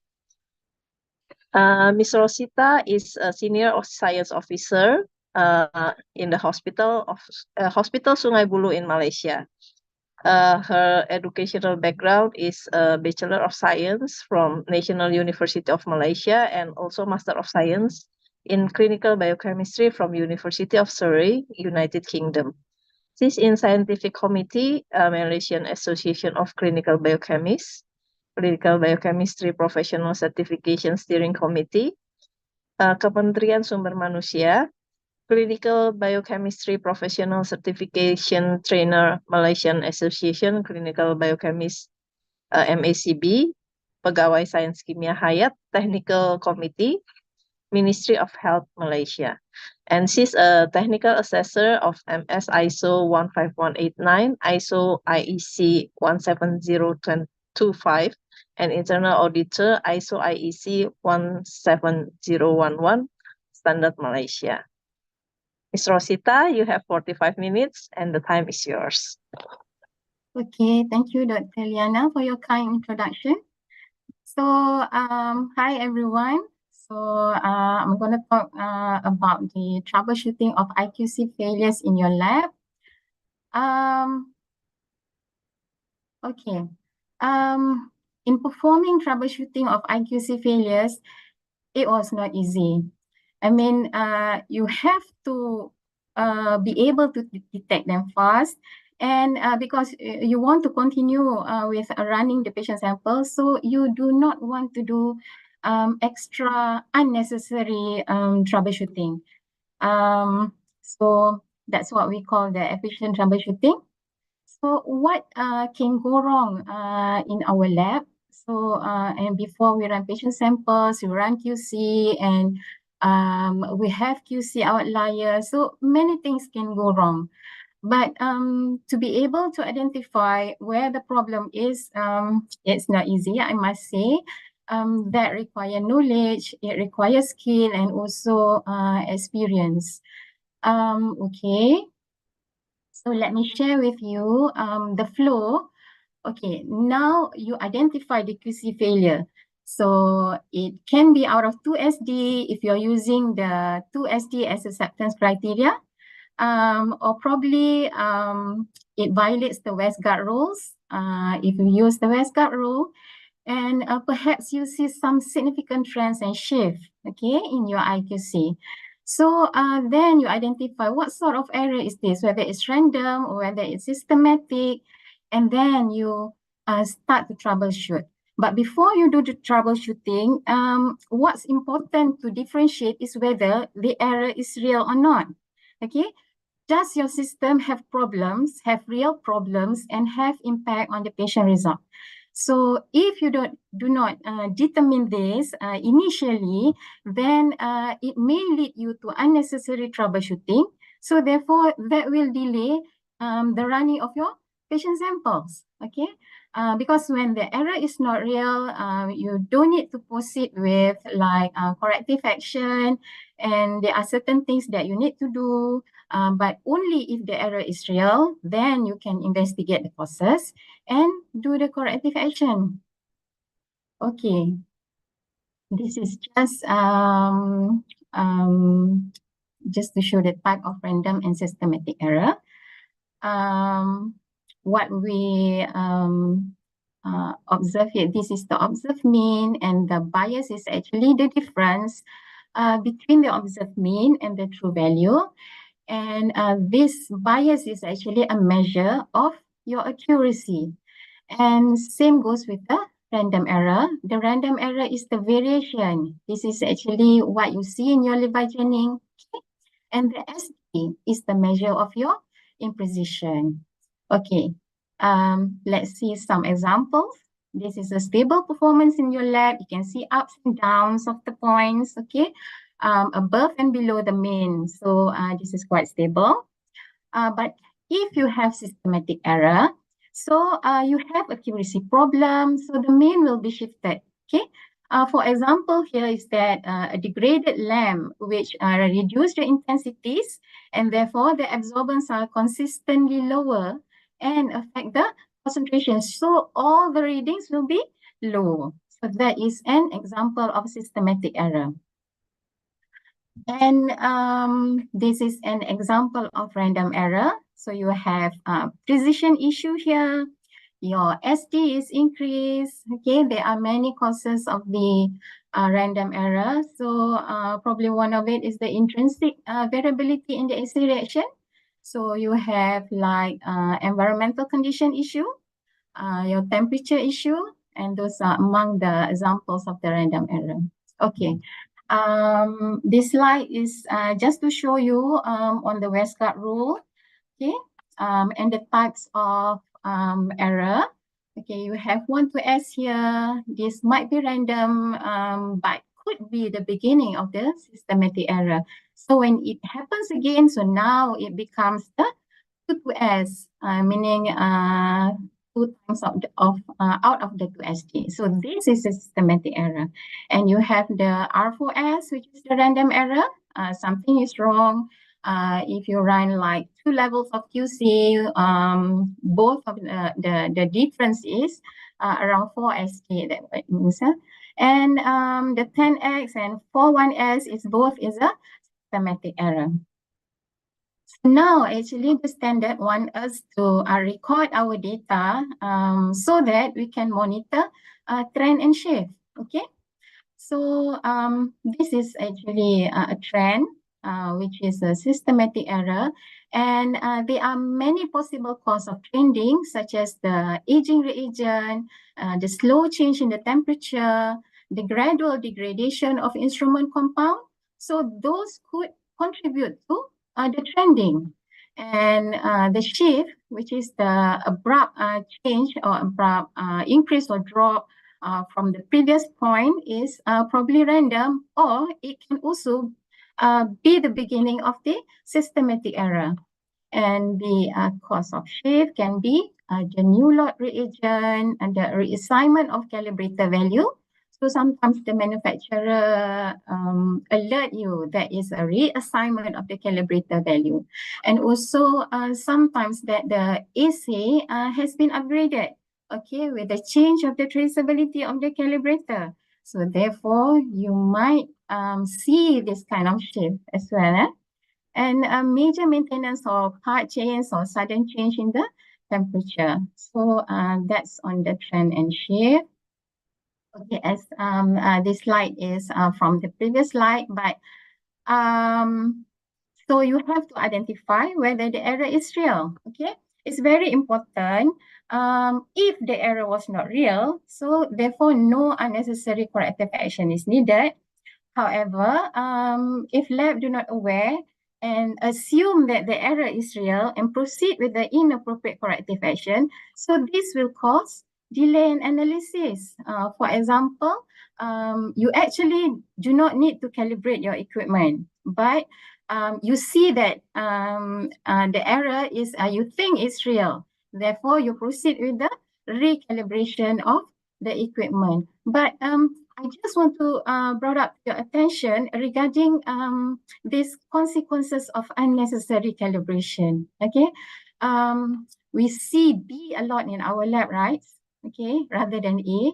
So if we have 2 equipment, okay, we see B in our lab. Okay, that is one of the reasons that we have differences between our 2 equipment. Okay, you see the long runs above and below the mean. So one equipment might have above and one equipment might have below the mean. So that when you see there is a big difference in both of the equipments. Okay, okay, let's look at A. The points is random and it's independent. Okay, the next point has equal chance to be whether on either side of the mean. It can be above the mean, it can be below the mean. Whereas in B, okay, the point is also random, but it's autocorrelated. I mean, the next point, if you see here, the next point will likely to be at the same side of the mean. Okay, and this autocorrelation, which result from a recalibration, can appear as temporary shift and bias. We see that a lot, right? Okay, and this actually, if you use the Westcott rule, it violates the 41S, the 6X or 8X or 10X rule of the Westcotts. and you may proceed with unnecessary troubleshooting, which actually costs time. It will again delay the running of the patient sample. So my point here is that not all troubleshooting should result in recalibration. But probably this one, normally sometimes we have like aging reagents, that one we need to perform the recalibration. Okay. Okay, how to investigate? First we can look what is the unique situation. Whether there is a QC that is newly prepared, okay?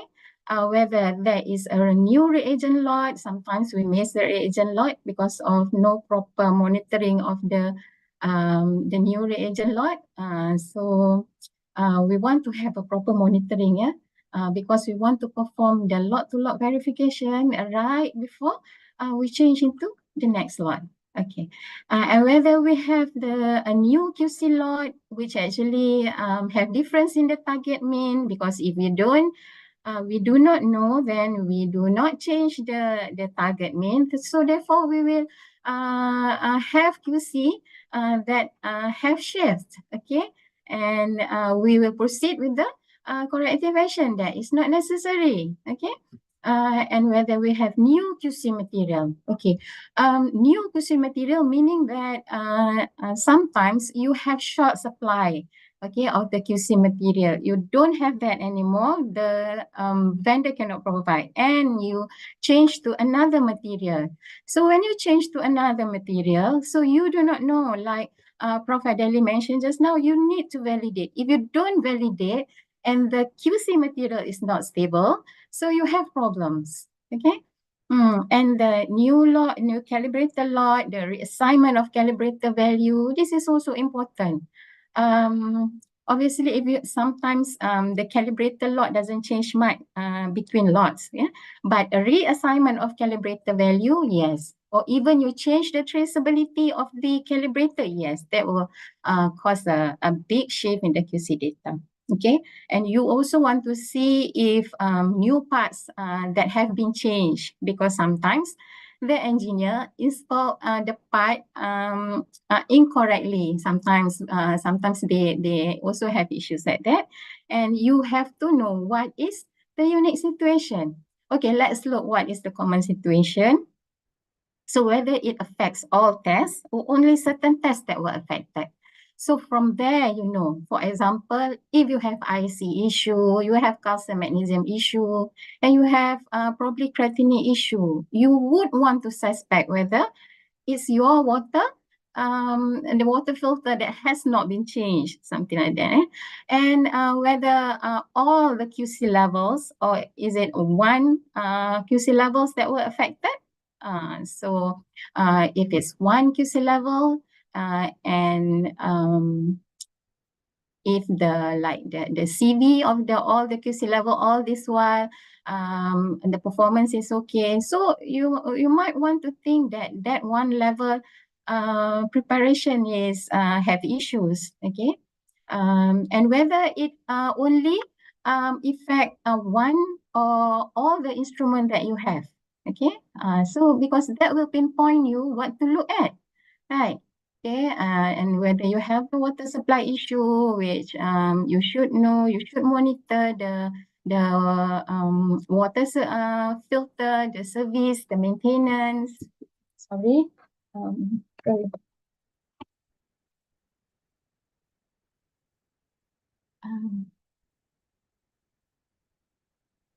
Okay.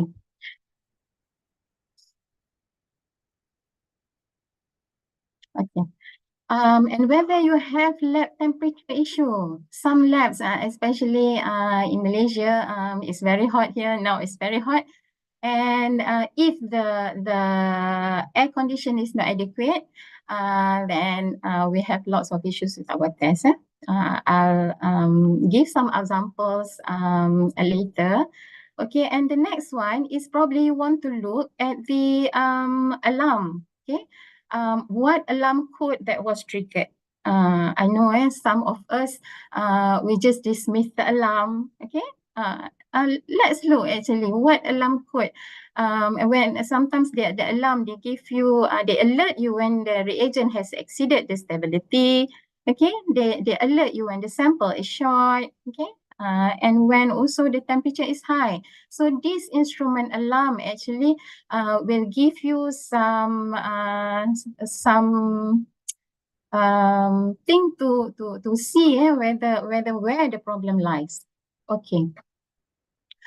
Okay, what can go wrong? Okay, whether it's your IQC system, whether it's your equipment, your reagent and calibrator, or it's the environment. Okay, not limited to this. And okay, let's look at the IQC system. Because if the error is here, it's what we call the false error. Because when the error is here, actually sometimes your system, meaning that your instrument, your reagent is okay, and you just need to correct all this and not to proceed with any unnecessary troubleshooting on your equipment. Okay, so the QC material instability, you have the preparation issue, let's say the reconstitution. So that one doesn't have impact actually on your instrument, right? And the QC that was not stored accordingly. Okay, your fridge have temperature issues. Okay, probably it was an old one.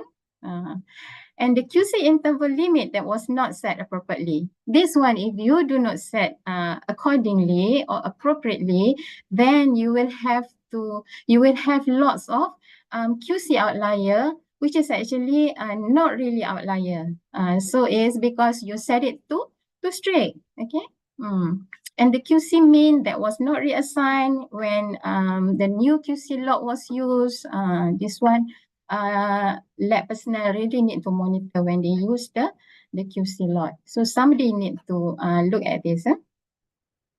Okay, and they also do not aware of the update of QC target value. Okay, this is especially for manufacturer QC, or we also name it now as traceability QC. This manufacturer QC, they have the value assigned already, and you should use that value. Okay, but some manufacturer, they do not inform when they change the target value. Hence, you sometimes will notice that there is a shift. So that's when you want to go and check whether the assignment value has been changed. Okay. And the next one is equipment. So if this happen, okay, this one mostly is the real bias. This is serious. You might want to further investigate. Okay. For example, when there are a mid-schedule maintenance or the PPM missed, okay, parts that's supposed to be changed, but not changed. Okay. For example, like lamp, the cuvette, the tubing, and whatnot, it needs to be changed according to schedule, then it needs to be changed. Okay.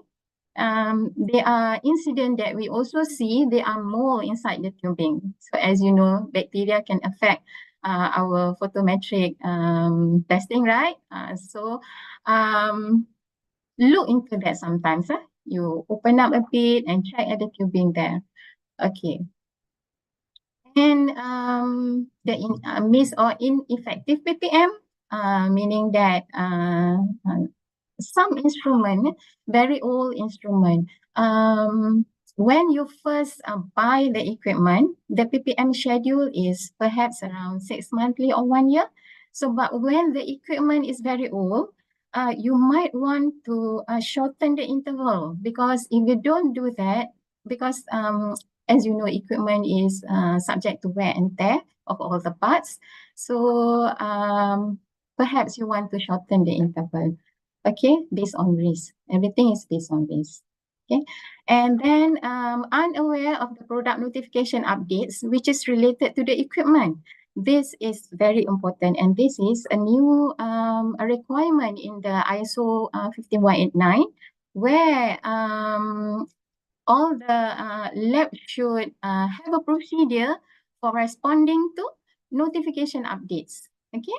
Because some notification is very severe and some notification even leads to FDA Cat 1 alert that require you to run the patient samples in duplicates. So there are such incidents, yeah.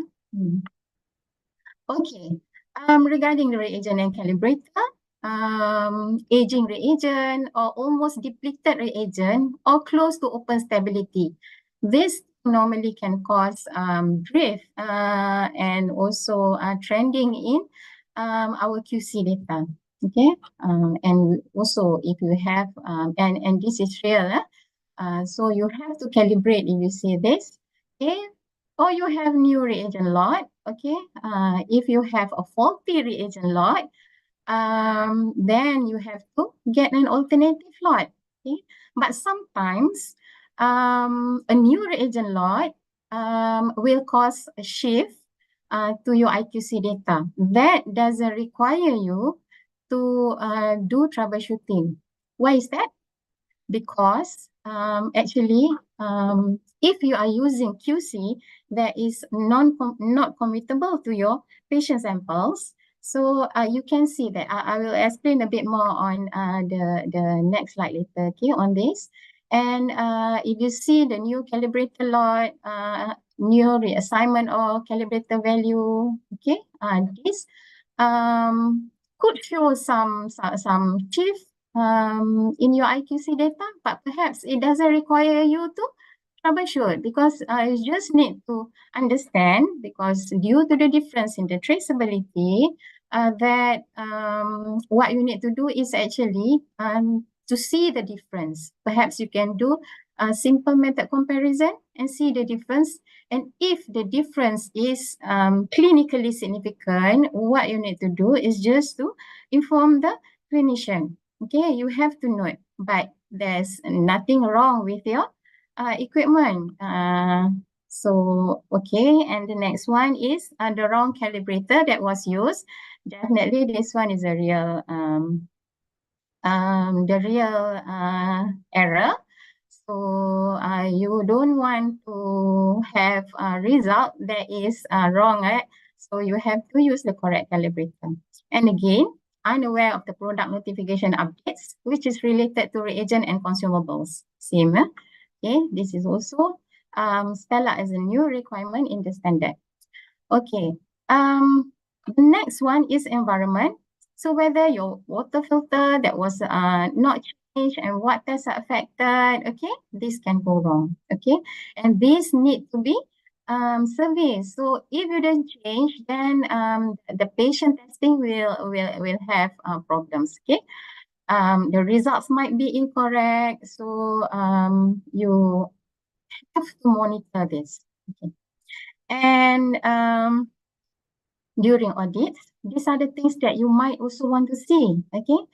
Okay, the next one is regarding lab temperature high due to air condition that is not serviced, and this increased temperature can impact the enzymes, the reactions, and also in immunoassay, the antigen and antibody binding, and etc. So all these things can go wrong, but what's important that you can identify which one need necessary troubleshooting or which one is not. Okay. Okay, so you have to rule out this one as if you don't rule out, probably an inexperienced staff would perform troubleshooting and they do not know what happened, and we do not want the patient testing to be delayed, right? Okay, so it's important, okay, and for the new reagent lot, new calibrator lot, okay. So as I said just now, no troubleshooting is needed. Okay, so these are the examples of false error that do not impact the patient testing. And these are the action that just need to be done. It doesn't require you to investigate and delay your testing. Okay, so if you have newly prepared QC, probably the reconstitution is wrong. Okay, So you just need to prepare new QC and run again. Changing QC storage, the QC integrity has compromised, okay? And you have to store the QC according to the recommended temperature. And if you have the new QC lot, which you forgot to assign the target value, and now you just reassign the new target mean. And if the SD was too small and you have too many outliers, so you may take the historical SD first and reassign it back when you have enough data. Okay, so all these things, it doesn't require you to do further investigation or to recalibrate your system unnecessarily. Okay. So, okay, your system do not have errors. You may proceed with the action taken and you may run the patient samples. Okay, so look at this example. You change to a new QC lot with a different target mean. So now you have a shift, okay? But was the bias real? Okay, so the bias is not real. You forgot to review the target value, okay? Therefore, you see this is a shift N and you have bias now. So you just update the target value, okay? So if you see this kind of thing, okay? So when the first data shift occur, though it's still within the acceptance criteria, still within the acceptance criteria here, the red line. So just do a quick check if new QC lot is used. You might want to rule that out first, okay? Okay, and the next one, this is when you have new reagent lot. So you see that there is the same. You have a bias here, okay? But when you perform lot to lot, that's why it's actually good to perform using the patient samples, because you do not know if your QC is commutable or not. If your QC is not commutable, so therefore you will see this. But your patient samples, you don't see the observed difference as what you see in the QC. Okay. So, and this appear as bias, and for this you need not to perform troubleshooting, and the QC mean will need to be reassigned. If you don't reassign, it will appear as bias. Okay. Regarding commutability, why it matters? Okay, commutability means your QC behaves same as your patient samples. Okay, this is important when choosing your QC. When you plan to buy QC, these are the I think this is the most important thing that you need to consider. This is in the standard. The standard say about the commutability, and in the lot-to-lot verification clause, okay, this was also mentioned. Okay, when you have a new reagent lot, if the QC is commutable and it behaves the same as your patient results, so patient samples, okay, but a non-commutable QC will not behave the same. It might, but sometimes it don't. Okay, then the risk of changes of the patient result can go unnoticed and can impact to the patient management, especially for tests that need the requirement or the APS, the analytical performance specification is very small. For example, the HbA1c, we need the testing to be like, the bias need to be very small, okay? So, and again, in this case, the patient result do not change. The commutable QC is the same, but the non-commutable QC might have the shift. Okay, so you will observe this as bias in your lab, that you think that you need to correct it. Okay, but what you need to do is actually just to review the mean again. Okay, because the patient result do not shift. Okay, So that is why either you have you can ensure the QC that you use is commutable. If you don't, especially for immunoassay tests, you need to perform a new lot verification, or what we call in Malaysia lot to lot verification with patient samples. Okay. So now this is regarding the imposition. So there is a new QC material that was used as the old QC supply have problem. The old supply, the old QC is no more. So we have to use the new QC, but we notice there are imprecision issue here. Okay. So there are risks that we thought that this is our equipment that is imprecise. Okay. But it's actually the QC material. Okay. In this case, further troubleshooting is not needed. Okay. This is a real case in my lab. So in my lab, I monitor CV for all the tests. Actually, every month, and we see the trend. Okay. So before this, we use the I just said as QCX. Okay. So this QCX, we have no problem at all. This is the troponin. So okay, the CV is all below 6. And when we shift to a new QC material, when the supply is stopped for a while, so we use the QCY. And we notice that we have many outliers during that time. Hence, our monthly CV has also increased. Okay. So, and when we shifted back to the old QC, when the supply become available, so the problem solved. So these are the things that Prof. Adelis mentioned just now. You need to validate your QC before you use them. Okay, probably you might want to ask the manufacturer for free samples. Okay, validate it before you use it. Okay.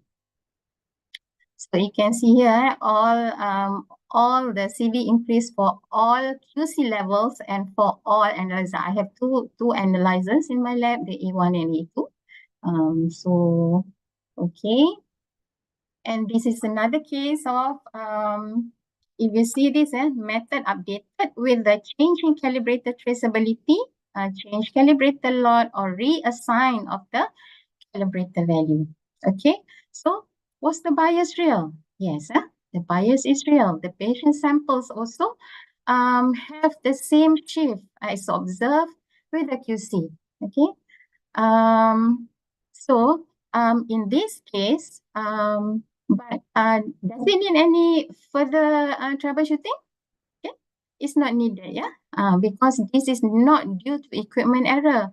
Okay, but what you need to do, okay, you need to assess the impact of the difference, okay, and probably against the biological reference interval. So QC target might need to be reassigned, and if the difference is clinically significant, you might want to inform the user, because that is very important.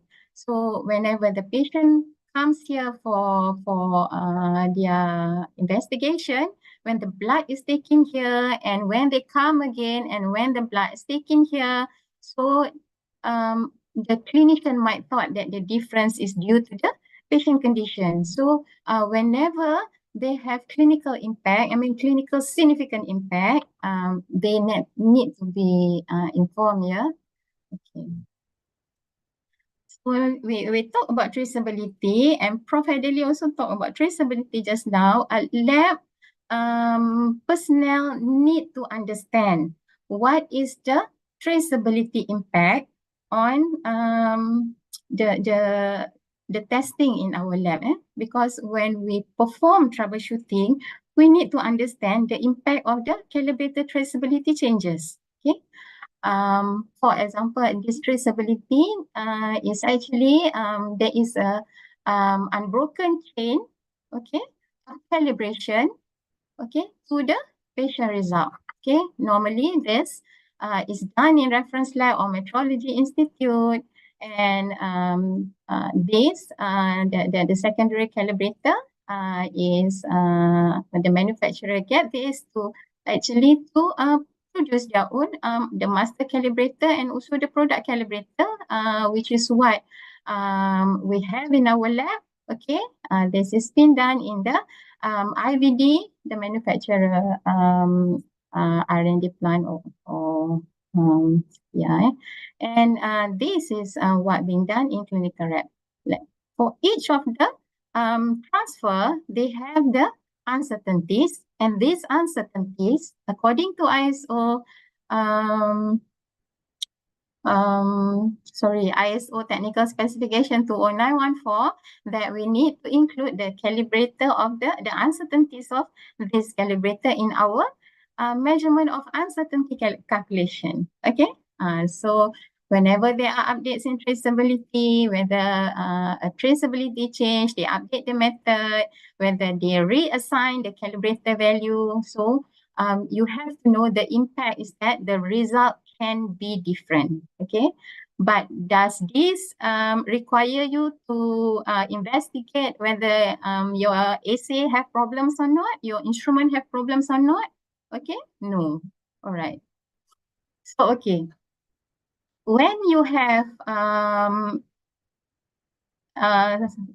two equipment in the lab, sometimes you buy equipment. I mean, then much later you want to purchase another one. You have to ensure that the traceability is the same. Okay, because if you don't ensure the traceability is the same, then your result might be different. Okay, so that is the same case if you want to outsource your test. Probably you have issues with your instrument in the lab, and you have to outsource probably a short period of time. This is the first thing you need to ensure. The traceability is the same, because if it's different, then the result is different. Okay. So we have discussed the false error just now, and this is the real error that have impact on the patient testing. So the event is as such, parts that was not changed according to schedule. So probably you have mold in the tubing that can interfere with your assay. Do check this once in a while, especially when your planned preventive maintenance, the interval is long. Okay, you might want to say this. Okay? And the error is real, so you need to change the parts. Okay, and water filter. So bacteria and impurities can affect the photometry or the chemiluminescence. The error is real, and you need to change and monitor the water quality. Okay, when the lab temperature is high, your reagent compartment will tend to be overworked to maintain the temperature, and this can result in the fast actually degradation of the component. Okay, we have this issue in our lab actually last year. Okay, so what you need to do is monitor room temperature, look for shift in trends in your QC data, because sometimes only certain tests were affected, not all tests are affected. So you have to monitor the shift and trend. Okay. As for the reagent exit, the open stability, so this reagent will have the potency reduced, and some reaction will be incomplete, and this error is real. So what you want to do is strictly adhere to the expiry date, or if you still want to use the reagent, perhaps you could add extra QC when you use beyond the open stability. This is actually some risks here. Okay, the ppm that was missed can cause the calibration drift, inconsistent performance, and you have to monitor the ppm and increase the frequency when the instrument is old. Okay, and the bubble in the reagent, you might have some discrepancies in reagent distance. So perhaps you can invert the reagent accordingly before loading or priming to flush the bubble. And sometimes this is reagent change. Sometimes they upgrade the assay. They change the antibody. Okay, so and you might have some recovery problem. Okay,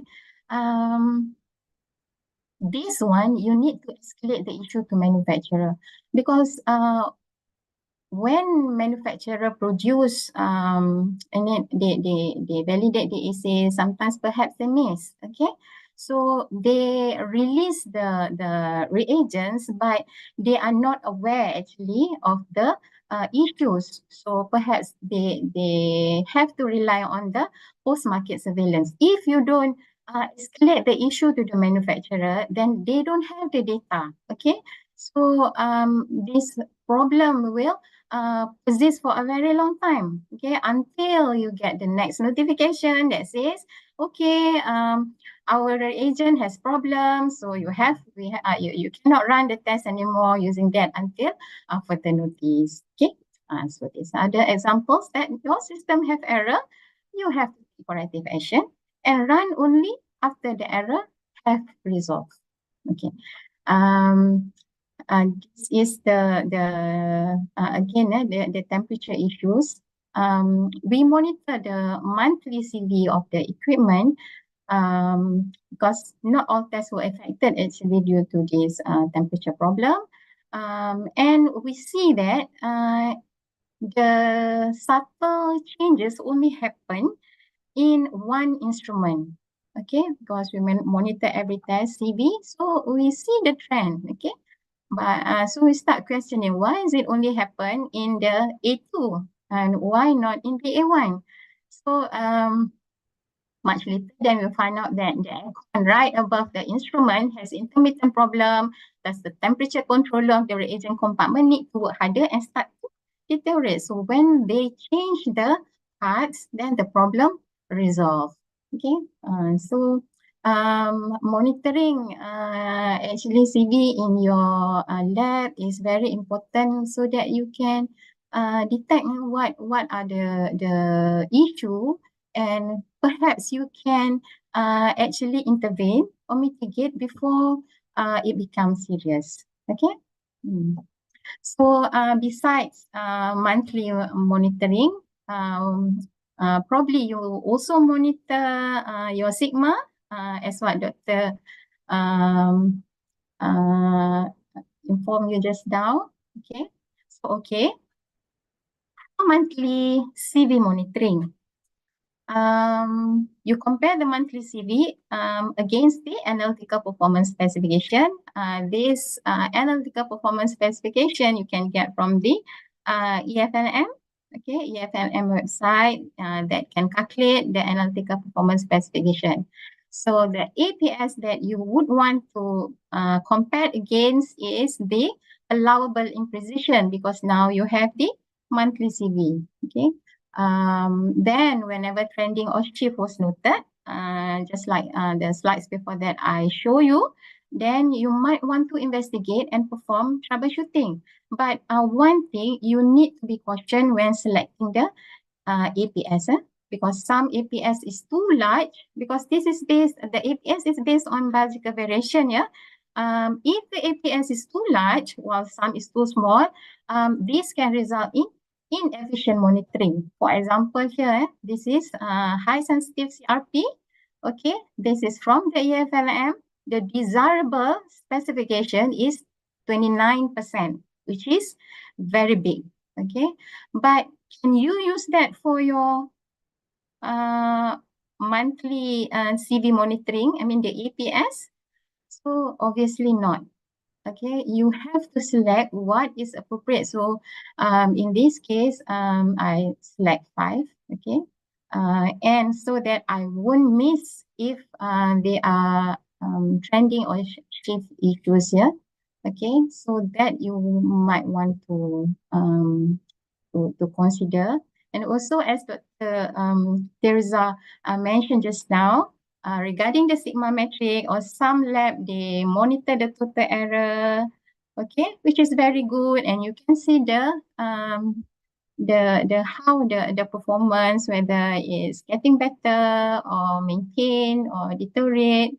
But one thing that you need to caution on the bias data, because sigma, you have the the bias here, the bias component that was taken from EQA. Okay, especially when the program cannot group you according to the different reagent lot. You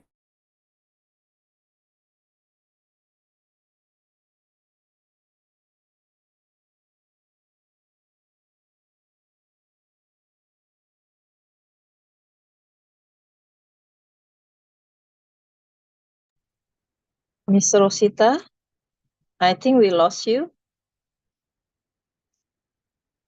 I think we will wait until Miss Rosita has established a new connection. Sorry for the inconvenience.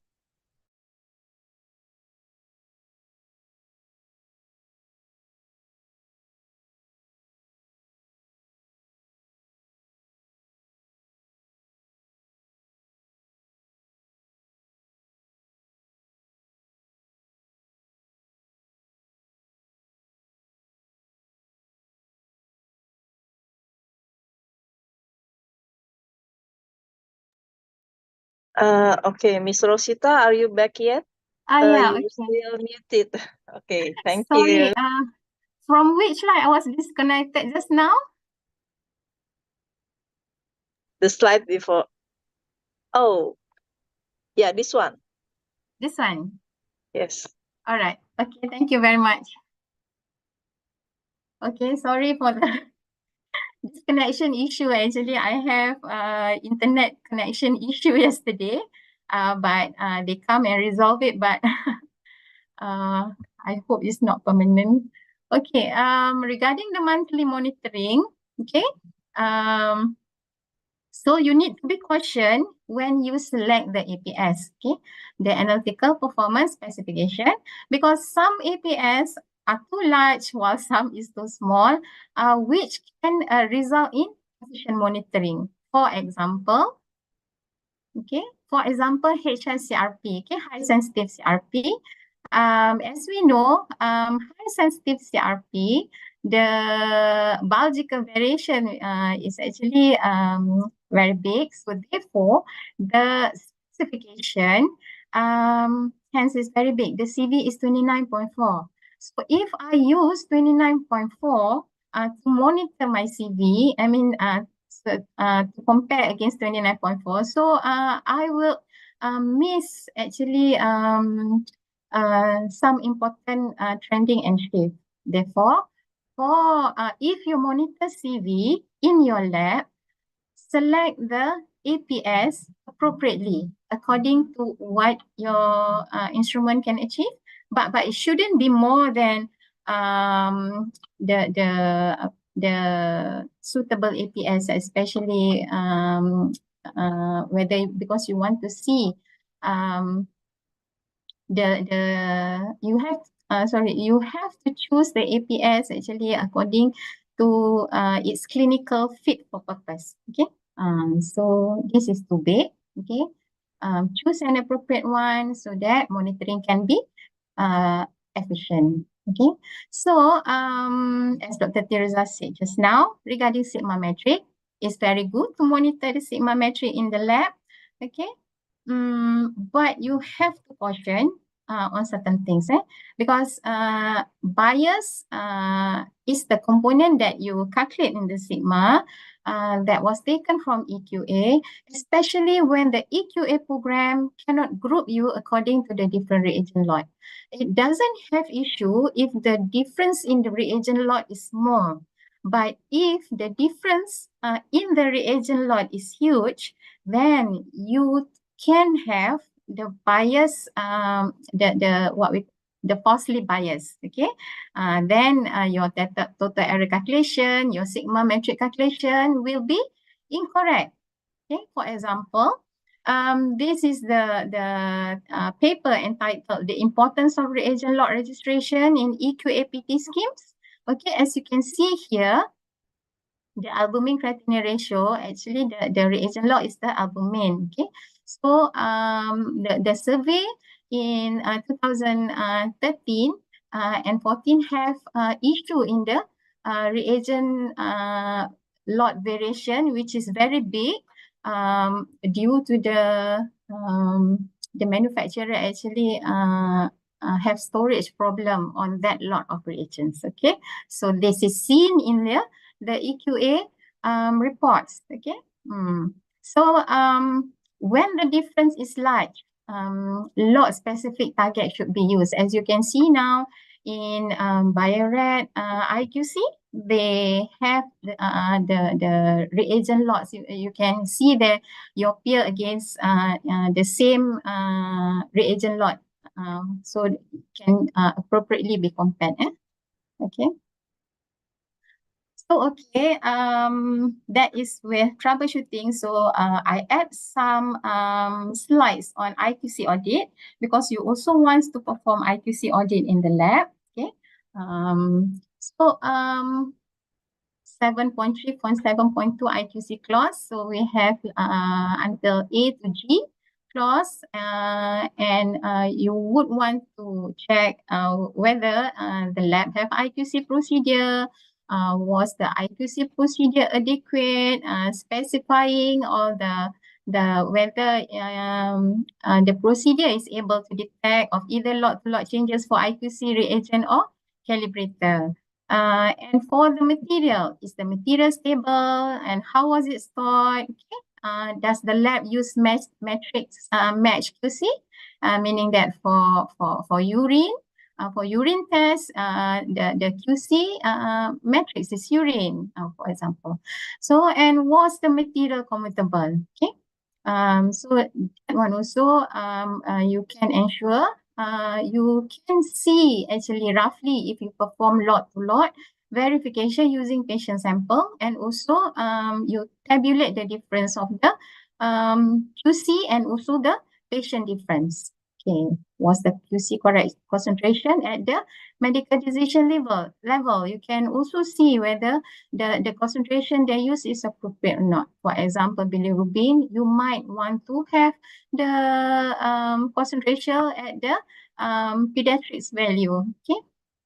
And there are also the standards also specify if you don't have the IQC material, the appropriate IQC material. So what are the things that you can use actually for your QC? So for example, you can have trend analysis. This is the patient-based real-time control, the moving medians, moving means, and etc. You can compare also the result with patient samples that were analyzed with the same traceability.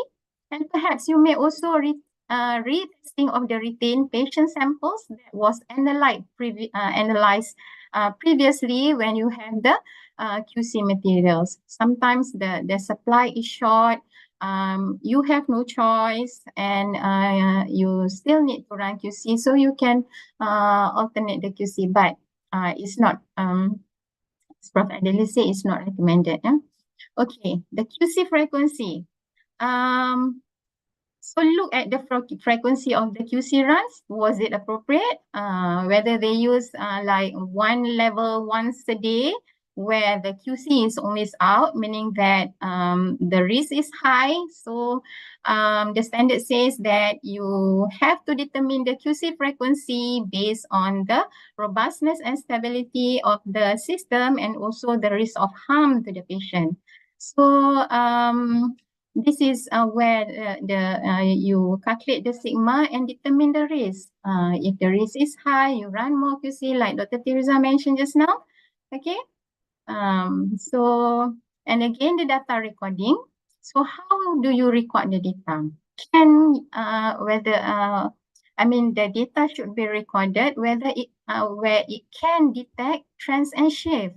So you cannot just tabulate your QC data, by values. You need to see whether it can detect this trend and shift. So this is normally by our Levi Jennings. Okay, does the lab review the CV, and the data recording is important. Okay, so reviewing of the IQC, does the lab specify the acceptance criteria, whether the acceptance criteria is appropriate, was the result review interval is appropriate. Okay, so some interval that comes in the manufacturer insert the QC interval. That is normally that is the 3 SD, and you need to know that. So you might want to set appropriately. Okay, and the next one is regarding G, that the lab shall prevent the release of patient results when the IQC fails. Okay, that is mentioned in the standard. For QC outliers, I mean real errors that can affect the patient testing. So you can look whether the lab re-examine the affected patient samples after the error has been corrected. So this is just an example. So you run the QC twice a day. So in the morning, you run the QC, it's okay. But when you run at night, the QC is not okay, okay? You have an outlier, okay? So if the outlier, after that you perform the troubleshooting, then you know that is the error is real, okay? So you sample few patient samples, okay? Then after you perform the corrective action, then retest whether the patient sample was affected or not, okay? Then you have to determine whether the difference is clinically significant or not. Okay, if it is clinically significant, you have to retest back all the samples which is affected. Okay, because the result that you have released might need to be amended. And if the sample is stable, you may rerun. But if the sample is not stable, you might want to inform the user that, or you might want to request for fresh samples. So whenever you have issues like this, sometimes you have frequent outliers, you don't know why, but you run in the morning, you have lots of issues, you run the QC 1 time, 3 times, 2 times, 3 times, and it's out, and suddenly the 4th time is in, and you proceed with the patient sample. You might want to add another QC, perhaps in the afternoon, because when the QC is out frequently, though the 4th time is in, so that indicate that something it has problem there. Okay, you might the risk is high. Okay, so you might want to add QC sample. These are the things that probably you can specify in your QC procedure. Okay, because as you know, the standard mentioned lots about risk. So these are the ones, one of them. Okay, other requirements that is important in IQC audit. You may look at how the lab set the min and hash key. Has it been done correctly? Okay. Sometimes you walk into the lab for that test. Okay, that you see that the IQC is too flat. Okay. Whereas you know that that is not the case. I mean, sometimes you have the same instrument when you go auditing. So probably the C has not been being set correctly. Yeah. So okay, effectiveness of the corrective action taken. This you can review if the problem keep repeating. Though the lab has taken corrective action, but when the issue persists, so that question us on the effectiveness of the corrective action that has been taken, right? Okay, and the records of the corrective action that was taken, whether it's available or not. Okay, and you might want to see the competency of the personnel, especially those who decides on the acceptability of the IQC non-conforming work. Okay, and again, competency for those who perform the troubleshooting, and their training records. Sometimes they don't have enough training, so that is the root cause of the competence, and they cannot meet the competency. Okay, and the training sometimes can be ineffective. I mean, they have training, but the training is ineffective. That's why in the standard it also mentioned that review the suitability of the training. Okay, so if the training is effective, then you will see improvement in the lab. Okay, and the last one is regarding risk assessment, because as the standard mentioned, risk a lot. So this is one of the area which need to have a risk assessed. As you know, risk assessment should be risk should be identified in the pre-analytical, pre-examination, examination, and also post-examination. So you have to identify perceived or what are the risks here, and assess the severity, and have put the control or the mitigation. So basically that is all what you want to look for in IQC audit. So I guess my slides is just until here. Thank you very much, and pass you to Dr. Lydia. Thank you. Thank you, Ms. Rosita, for the comprehensive presentation and all the great examples. I think we can learn a lot from the daily practice that you share with us. So we are entering the Q&A session. I have a lot of questions from both participants from Zoom on the YouTube. And maybe I will start with first question to Dr. Tirsa, which he already answered on Zoom, but I think we need to hear live to share with our friends on YouTube. So it's a question from Neng Fitri Fauzia. What is the difference between total analytical error and TEA? Okay, the TEA is the total error allowable, is like the limitations of the error, of the total error that is allowed. So the total error is consists of the bias, the accuracy, and also the precision. If it's a total analytical error, it means that our instrument's error consists of the imprecision or the inaccuracy. But allowable is the limitation. How many errors that we can make, something like that. Okay, thank you, Dr. Tisra. And I see that we have a lot of questions asking about how many data or how many months IQC data is needed to count the sigma. And if there's any change in the instrument like maintenance or calibration, do we need to recount the sigma?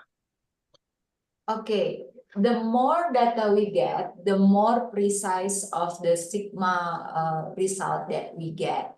So I usually use the minimum of 3 months QC data. So every day we run the QC to get the CV. At least I have like 3 months of daily QC data, like that. But we're not just stopping until there. We have to be like continuous monitoring of our quality. So after the first 3 months, and then I usually calculate again in another 3 months. So this is like a continuing quality improvement. Every time we count the sigma, we monitor also our imprecision, our CV. There's like Madam Rosita said that the CV, we have to always monitor the CV. So that's what the sigma is used for, because it is one of the risk management to check on our quality result, our laboratory result. Yes. Okay, and regarding the question up to Ms. Rosita, so if there's a problem in the temperature of the instrument, this is a question from Ms. Stephanie Claudia Sibarani. Is it necessary to do QC again when the temperature of chemical equipment we use increase? and must be turned off and back on so that the temperature is back to normal. And if the equipment is damaged or maintenance is needed, or it has to be turned off, thus we have to do another QC. Okay, regarding the temperature, I guess you need to rerun the QC because you never know regarding the fluctuation. And if you off and on the instrument back again, but I guess this one you need to perhaps ask the manufacturer whether turning on and off and on it back again have any impact on the testing. If it does have impact, then you need to run QC. If it doesn't, perhaps you don't need to run. Thank you. So it's not definite that we have to run every time the instrument is on and off. Yeah, you basically need to know actually what are the risks and impact. Okay. Another question for Ms. Rosita is if the QC was imprecise when we changed the calibrator, does it mean that we can use the new calibrator? The QC is imprecise when you use the new calibrator. And say again that Yes. Normally, when you change the calibrator, the error involved is normally the shift. If you have issues on the imprecision, so perhaps there are other errors that are involved that you might want to investigate. So yeah. Okay. So we need to investigate it first and not just calibrate. Correct. You may calibrate when you see issues such as aging reagents or when your IQC perhaps you can see the trend going up and it almost hit the acceptance 2SD. Then you can calibrate, but not that like every problems you have to calibrate. Especially when the EQA, you have the EQA and you do the corrective action. Okay, and then obviously, I mean, we receive our report quite late, right? Like after 2 weeks. So then you want to do corrective action, you want to calibrate, but see first whether your existing your current performance, how is it? If it's quite stable, I guess you need not calibrate. Okay. Okay. And another question regarding. Excuse me, may I add the answer of that questions about the changing of the calibrator lot? Please, Dr. Tirsa. Yeah, maybe we also have to you have to see or do the communication with the vendor of our instrument whether our calibrator is changing the reference material, because the traceability, just like Madam Rosita also present, is really affect in our IQC. Sometimes when we change the lot of calibration, because it is also change the reference material. So the IQC result will shift, shifted, and we have to like readjust the mean and the SD for the new lot of calibrator.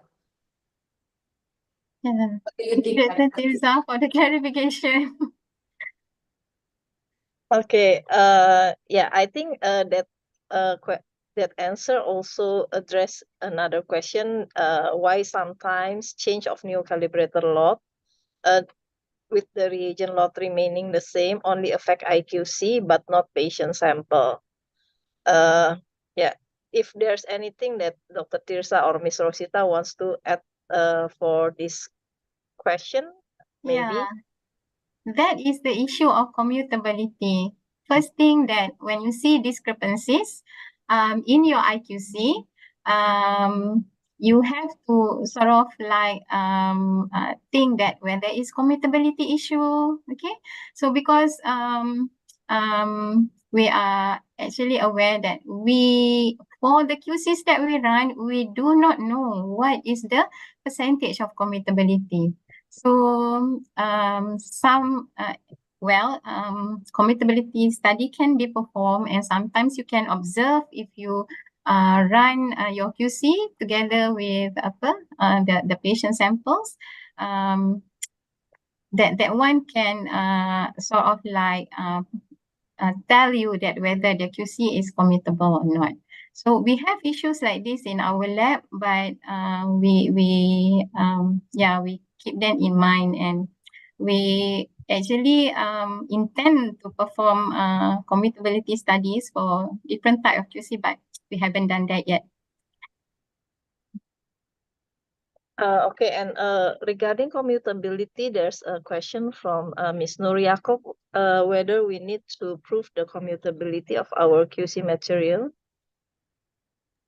Improving the commutability is very difficult, but I guess the manufacturer of QC, they have the data, but I do not know whether we are able to see whether how commutable, what is the data.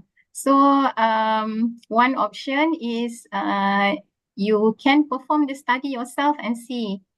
So it's good because if you know that your QC is commutable with the patient sample, okay, then you can just perform the reagent lot verification using the QC rather than the patient samples. And that QC sample can also be used for correlation study, the periodic correlation study in your lab. Okay, so it's important, but I'm not sure whether we can assess the commutability data at the moment. But according to the standard, we are not required not required. There is no requirement to determine the commutability. Yeah. Okay. Thank you, Ms. Rosita. And maybe we go back to Dr. Tirsa with the sigma. So another question from Ms. Nur Yaakob is, how does your lab manage to run IQC with different sigma performance for the analyte? For example, potassium with 3 sigma and triglyceride with 6 sigma. Yeah, actually we do the Westgard sigma rules. So and we are using the 3 level of controls. So when we have the 6 sigma, we have the rules is only 1 3S, and we do the QC once in a day, the frequency only once. With the 3 levels of control. But when the sigma is 3 sigma, we do 2 times in a day with 3 level controls, and all the rules is applied to the parameter with sigma, with the 3 sigma. Okay, and there's another question from YouTube. For the calculation of CV to calculate the sigma matrix, if there's a duplicate run on the control due to outlier, do we use the run from the duplicate run or from the first run? Or do we include both of them in the calculation of the sigma? I think we have to see first what is the error in that point. If for example, if we mistakenly put the result wrong, it actually has to be like the first level into the second level, or the second level into the first level. I usually exclude the data. I usually input the data for the counting of the CV where after the corrective action is done. Actually like that. So for example, if we are running the QC and the QC is out of range and we see that maybe the onboard or the control is not stable anymore, that's the root cause of the troubleshooting. Of course, we cannot use that QC which is not stable anymore. So we take another one, take another QC that's the new aliquot of the QC, and we run again, and the QC is in range, and I use the in range QC result for counting the CV, because we have to know what is the term and condition that has to be fulfilled first if you want to have the accept the QC. Do you understand what I'm saying?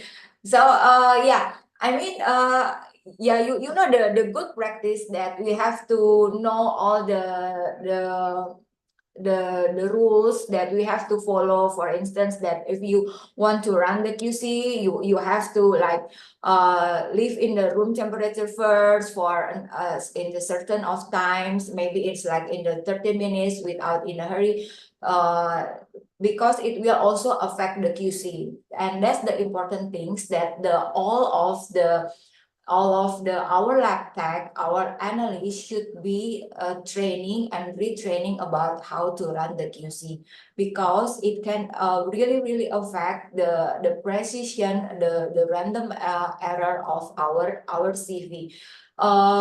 That's why I also keep asking about to them, you must make sure first that the QC material is ready and it's good to run the QC, so we can really know whether the imprecision is real or not, like that.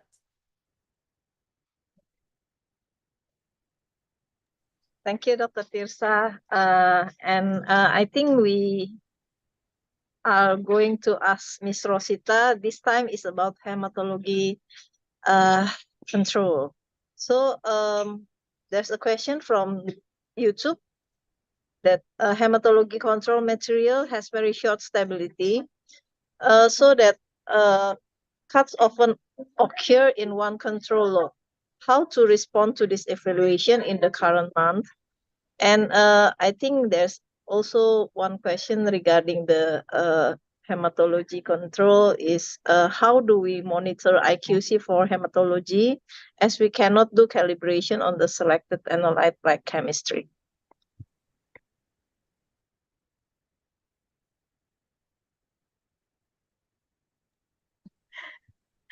I haven't worked in hematology. I'm very sorry. Perhaps because my field is chemical pathology, I understand that the hematology control is not stable. So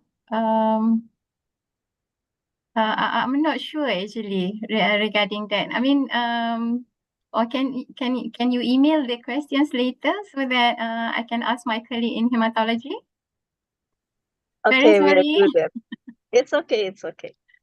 So for the people who ask, we will email the question to Ms. Rosita.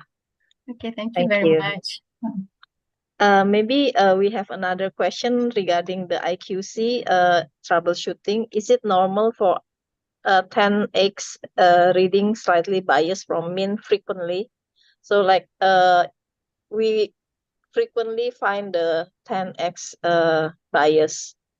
I think especially in some analytes like electrolyte. Yeah. It's actually quite normal. Actually, remember that the slide I have on the autocorrelation. So meaning that after you calibrate, when it's positively autocorrelated, the subsequent points actually is dependent on the calibration. So you might have that actually, and also perhaps in aging electrodes or aging reagents, and perhaps also it's the QC that is not commutable. So you can have that if you do not correct the bias. So with some let's say when you change the reagent lot and you see the bias, and if the QC is not commutable with a patient sample, you see shift in the QC but not observed in the patient samples, that is when you need to actually reassign the mean. If you don't reassign, it will appear as bias. So these are the things that you need to alert, yeah. Okay, thank you. And there's a question from the first session that hasn't been answered, but I think it's related to daily IQC. So there's a question regarding the third-party control, whether we need to establish our mean and SD for third-party control too. I guess for third-party control, you need to establish the mean and SD, okay?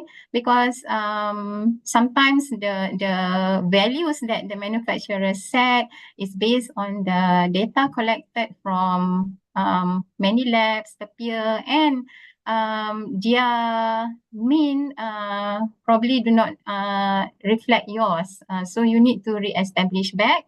However, if you're using the first party, so that one you need not to establish, because that is the range that the manufacturer set, and you have to follow, because that is what we call the traceability QC. So the mean and is fixed, yeah. Okay. Thank you. I hope that answered the question from Dr. Arun. And okay, there's another question regarding QC from an anonymous attendee. Does it enough to rely on monthly CV data? If the CV is acceptable, then we don't need to dig into details whether the shift and trend exists. Yeah, there are two kinds of monitoring. If the shift and trend is on your daily IQC, you need to investigate. But when you monitor the monthly CV, okay, as long as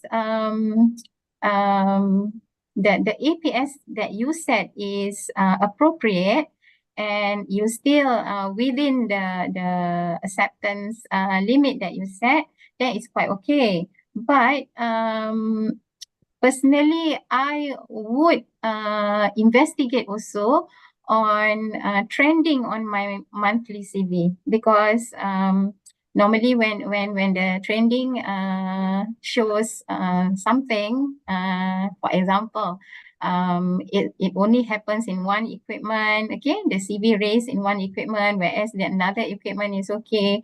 So it indicates that something is wrong. But yeah, some obvious one you might want to investigate. Okay. Thank you. And another question, I think Dr. Tirsa, maybe because you are in the hematology section of the Indonesian IACC, probably you can help with the question regarding the hematology control. So the question is whether we should, whether we should assign the mean and standard deviation value for the hematology control when the hematology control usually have a very short expiry date. Yeah, Thank you, Dr. Liana. Yeah, as we know that the hematology control materials is usually very short, maybe we can only keep the same lot number is only like for 3 months, but the stability of the control itself is after we open it it's only like 1 week or 2 weeks, something like that. So a difference with the chemistry, we can stock the same lot QC, the quality control material, for 1 year. So if we're trying to evaluate the quality of our the hematology, for instance, to count the sigma value, usually what we do is for the CV counting. I think for the new CRSI, if I'm not mistaken, now it is allowed to use the 10 points of data, 10 points of data that we can do for 5 days and 2 runs in a day. So we will have the 10 points. After we will have the 10 points, then we have the new CV and the new CV and mean of that lot QC number. And then after that, we analyze the QC for the same lot QC number in 3 months. But after 3 months, we have another lot QC number for our hematology control material. We repeat the steps again. So we establish the new mean and CV for 5 days with 10 points, and then we count the bias from the EQA and continuing the CV, the calculated CV and mean until 3 months. It's like that, Dr. Liana. Maybe it can help to answer the questions. Okay, thank you. And also regarding the sigma matrix, controls for qualitative examination, like rapid tests, can we use samples from positive patient samples, and what are the regulations so that they are valid? That's for rapid test, is it? Yes, rapid tests. Oh yeah. Usually, you can ask the manufacturer whether they have the positive control. It's if for the rapid test, we know that there's an internal quality control with the test control in the cartridge, right? But it's different. It's like an external QC that we have the outside the cartridge QC. You can ask the manufacturer first whether they have the control or not. The one that I show you the example is that company have the QC, the positive QC. But if you do not have the positive QC, yes, of course we can use the full samples of the positive result. But you have to also be aware of the stability. I mean, for like the stability of the parameter in that serum, if we keep it in the refrigerator, on the fridge, or on the freezer, you have to know the stability of the sample of that parameter. If it's already not stable, then you have to discard the QC, the samples. Thank you, Dr. Tirsa. Another question for Ms. Rosita. Please elaborate more about the autocorrelation that you mentioned in the IQC troubleshooting. Okay. This autocorrelation is actually the concept is quite new, but we have to be aware because if you notice that especially when we do method comparison in the lab between instrument A and B, then we always find that sometimes they correlate, sometimes they don't. Okay, this might be the reason actually our instrument actually the difference are huge, because when we we always calibrate whenever we have issues, we calibrate. Whenever we have issues, we just calibrate without seeing actually what is the problem. So therefore we have this autocorrelation, meaning that the point, rather than it has equal chance and random of being up and below the mean. So now when we calibrate, the point is autocorrelated. It means most likely it's going to be if the calibrated point is above the mean, so most likely it's going to be on the same side of the mean. That is what I mean by autocorrelation. We just need to be aware, because not all troubleshooting actually will result in new calibration. So that is what I'm trying to emphasize.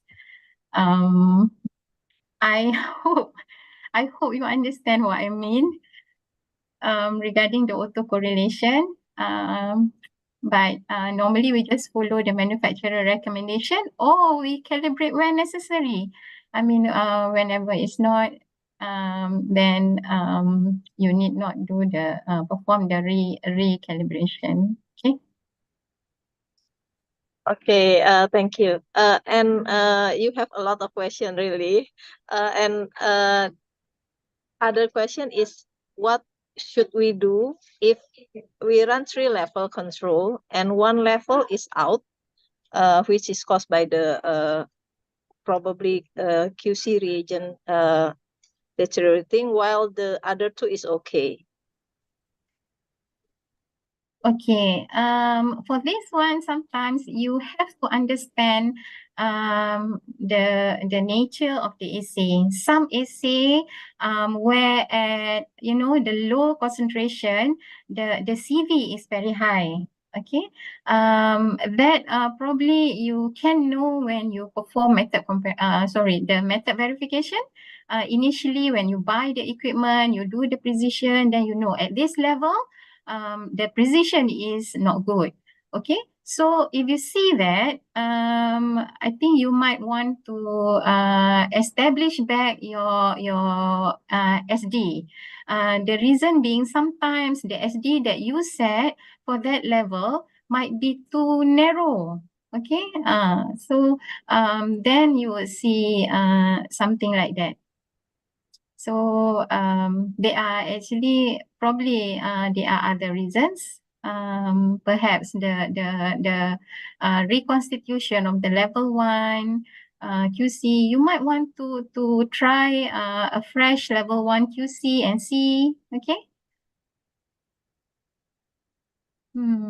Okay. If we don't have a fresh one, and can we release the result based on the result that 2 of the 3 controls is in?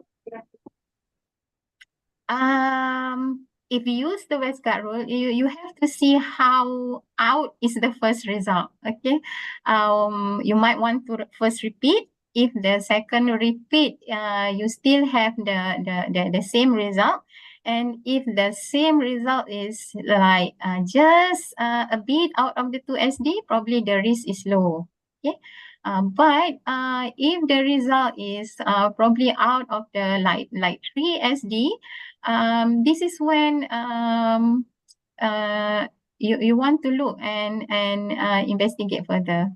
So probably because you don't want to report result which is at the lowest concentration, lower concentration that have issue. Example, if the level 1 is at the low concentration. Okay, so and sometimes perhaps you regarding that, probably you want to calibrate or you want to do some investigation again at the lower concentration. If this has been happening for a very long time, I would suggest you do a recovery study at that concentration. Okay, and regarding the SD value, there's a question whether we can set our SD for our IQC based on the allowable value, which is calculated from the EFLM precision. Since usually if we establish our own min and SD, the established SD is usually small, and it tends to cause leads into doing unnecessary troubleshooting. Yeah, correct. That is normally one of the reason that we have frequent QC outlier, because the SD that we set is too narrow. Okay. You may want to you can use the APS, no problem. There are also other ways of establishing the QC limits. Okay, you can also use the manufacturer limits, but you have to bear in mind that the manufacturers is 3 SD. So if you want, you can calculate it back into 2 SD and try that. Okay, and see. So but what I suggest, after you run for a period of time, probably like over many months, that has incorporate the different lots of calibration, the different stuff, then you would have a true actually the true representation of your SD. You would want to use that. Okay, so if you change the QC later, then this historical SD can be used, can be transferred. Okay, you need not establish a new SD when you change the QC lot. Okay, use the historical SD. Because the SD doesn't come from your QC, not much, but that is the SD of your instrument. Okay, so just review the min, take the historical SD. Okay. Thank you. And for Dr. Tirsa, there's a question for the current condition of this laboratory in Indonesia. Is using the Six Sigma an obligation, or is it enough to use IQC, which can now still be used? Okay, I think from the national regulation, it's still not regulated to use the sigma evaluation for the quality. But for what I know from the ISO 15189, it doesn't tell you what exactly to use. You have to use the Six Sigma or the Sigma matrix, but it is said that you have to be like continuing monitoring your quality. It's better to use the Sigma because of what is the risk manage. It's part of our risk management. If you count your Sigma, then you can predict your defect in your lab. So you will know how many errors or defect in your lab by counting your Sigma. You will know the competency of the staff, the reagent and how maintenance the equipment. You have to like if you know the Sigma result, you will have to do the troubleshooting, and that is a continuing improvement of quality. That is what the regulation or accreditation is asked for the lab. Okay, and like you mentioned about doing the continuous monitoring of the Sigma, and you do it every 3 months. There's a question from Mr. Ranjan Suwal.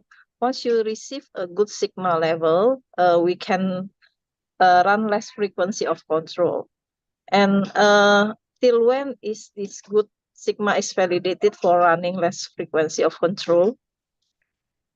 Yeah, when you already like have a Six Sigma, it means that you have a world class quality. It doesn't mean that you do nothing or you just, oh, okay, I already have this Six Sigma and I'm happy about it and I will not doing monitoring again. You also need to like monthly monitoring for your QC, for your CV, whether there's a shift, whether there's like changing in the reagent lot, or maybe you change your staff doing like that. It even though that you have a world-class quality Sigma, you need to do the monitoring. Yeah, at least monthly, because from this month data, you can add it to the previous data to count the Sigma. So you will see whether it is changed, whether is it still Six Sigma or it is decreasing. Okay, and another question for you, Dr. Tirsa, is how can we determine the CV of an analyzer if the analyzer has no peer group? No peer group, the CV. The CV is calculated from our own daily QC. It's not calculated from the peer group of EQA. I think what the audience or the participant means by bias maybe, because the CV is from our daily QC. Of course, we do our daily QC, right?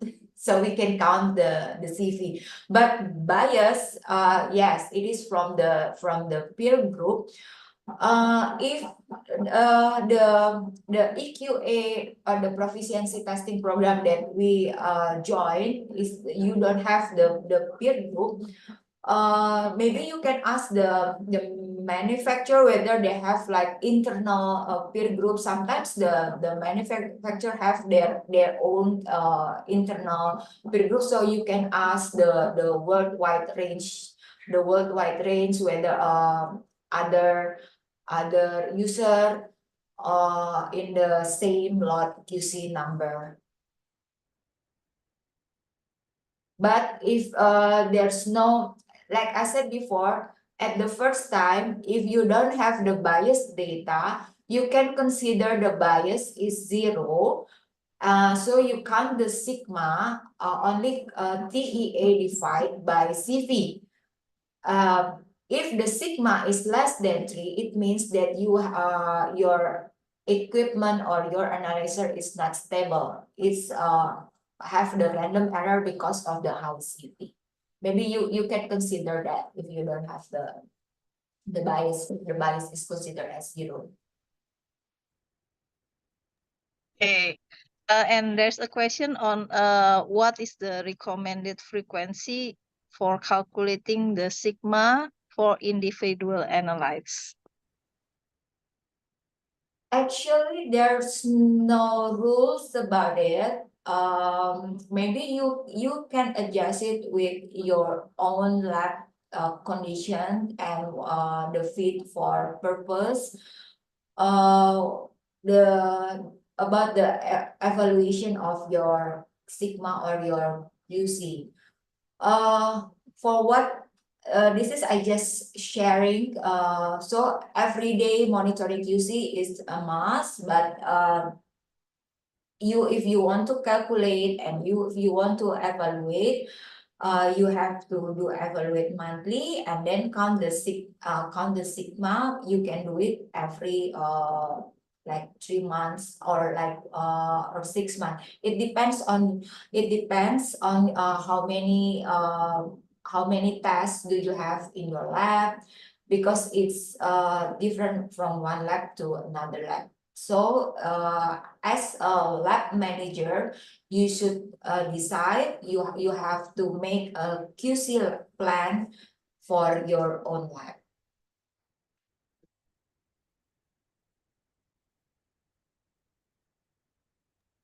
Thank you, Dr. Tirsa. There's a question. I think this is one that many of us is wondering. So we learned from Ms. Rosita that there are many things to consider when we troubleshoot the QC. And to be honest, it's quite overwhelming. So do you have any tips or tricks or simple recommendation what to do in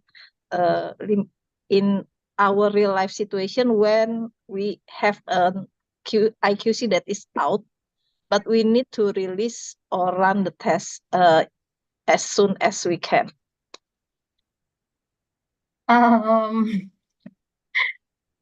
So I guess there is no shortcut. But to be able to pinpoint what is the real issue, that one takes skills and experience. I guess first thing that probably we want is actually to educate our staff first. And when they are really competent in performing the troubleshooting, so it's quite easy for them to determine whether it's false error or is a real one. And using all the information, especially from reagent new lot verification, is very helpful.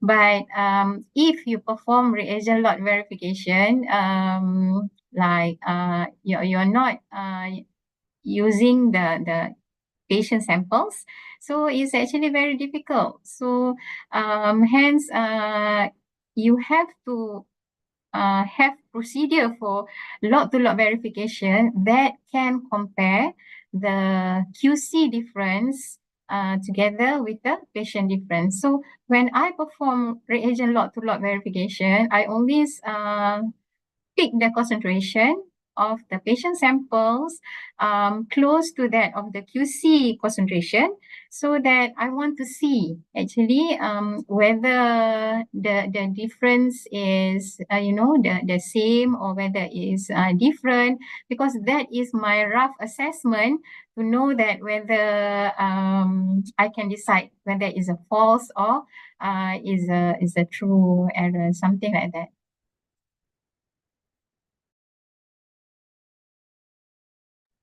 Okay, thank you, Ms. Rosita. I think that's a very good tips, and staff competency is very important. Like, we will be overwhelmed with the work if the staff is not competent. Yeah. Okay. So I think we can conclude the Q&A session, and please let me make a short summary of the talks. So Professor Adeli has pointed that the quality of clinical laboratory service is critically dependent on quality management of total testing process, and also appropriate interpretation of laboratory result. And QC is one of the key components of the quality system. QC is important because it ensures accuracy and precision of results and helps detect and correct errors promptly, which in turn builds trust with the healthcare providers and patients. We need to remember to do documentation of the IQC process, and also planning for the IQC is important. And strategies for effective IQC includes regular review and update of control procedures and training of staff, and also fostering culture of continuous improvement. Dr. Tirsa has shared about how Six Sigma quality management is very important in assessing the quality of any process in the lab, and it provides a measurement of observed quality relative to the quality required on the Sigma scale. A higher Sigma metric is related to fewer QC failure, reduced error and time loss, lower cost and reagent supply, and leads to a better between laboratory reproducibility. And its application includes selection and evaluation of new laboratory instruments. Ms. Rosita has given a lot of samples and daily experience on how there's no easy way in troubleshooting IQC failure. And what is important is the lab is able to detect them fast and apply appropriate corrective action. And she also points out the importance of traceability and commutability. And in troubleshooting IQC failures, we need to consider many factors, including the IQC system, the equipment, reagent, and calibrator, and environment. And that summarizes the meeting. And I would like to thank Dr. Tirsa and Dr. Ms. Rosita for a very interactive and informative presentation and Q&A session. And I think we can conclude this meeting. And there's still some announcement. Maybe okay. So for every participant, you are required to fill in the post-webinar questionnaire. And this questionnaire, if it's already filled, then we will send you a certificate of participation. The questionnaire can be accessed by the QR code and also the link provided in this slide. And you will also receive an email with the link to the questionnaire. Next slide, please. Okay. We also have another webinar coming, still in the same series. The next webinar will be on September 28th on how to select harmonization and interpretation and troubleshooting of the EQA. And on November 23rd, it will be on the method validation versus method verification. This is an APFCB and IACC collaboration webinar of 2024 series. And I think we are supported also by SNIPE. There are some announcements also for the local participants, which is an invitation for all the participants to join our Indonesian Association of Clinical Chemistry. So IACC membership is a great value for clinical laboratorians in Indonesia to advance their career. We also provide networking with colleagues and continuous learning. So please join us. You can scan the QR code or open our website at iacc.web.id.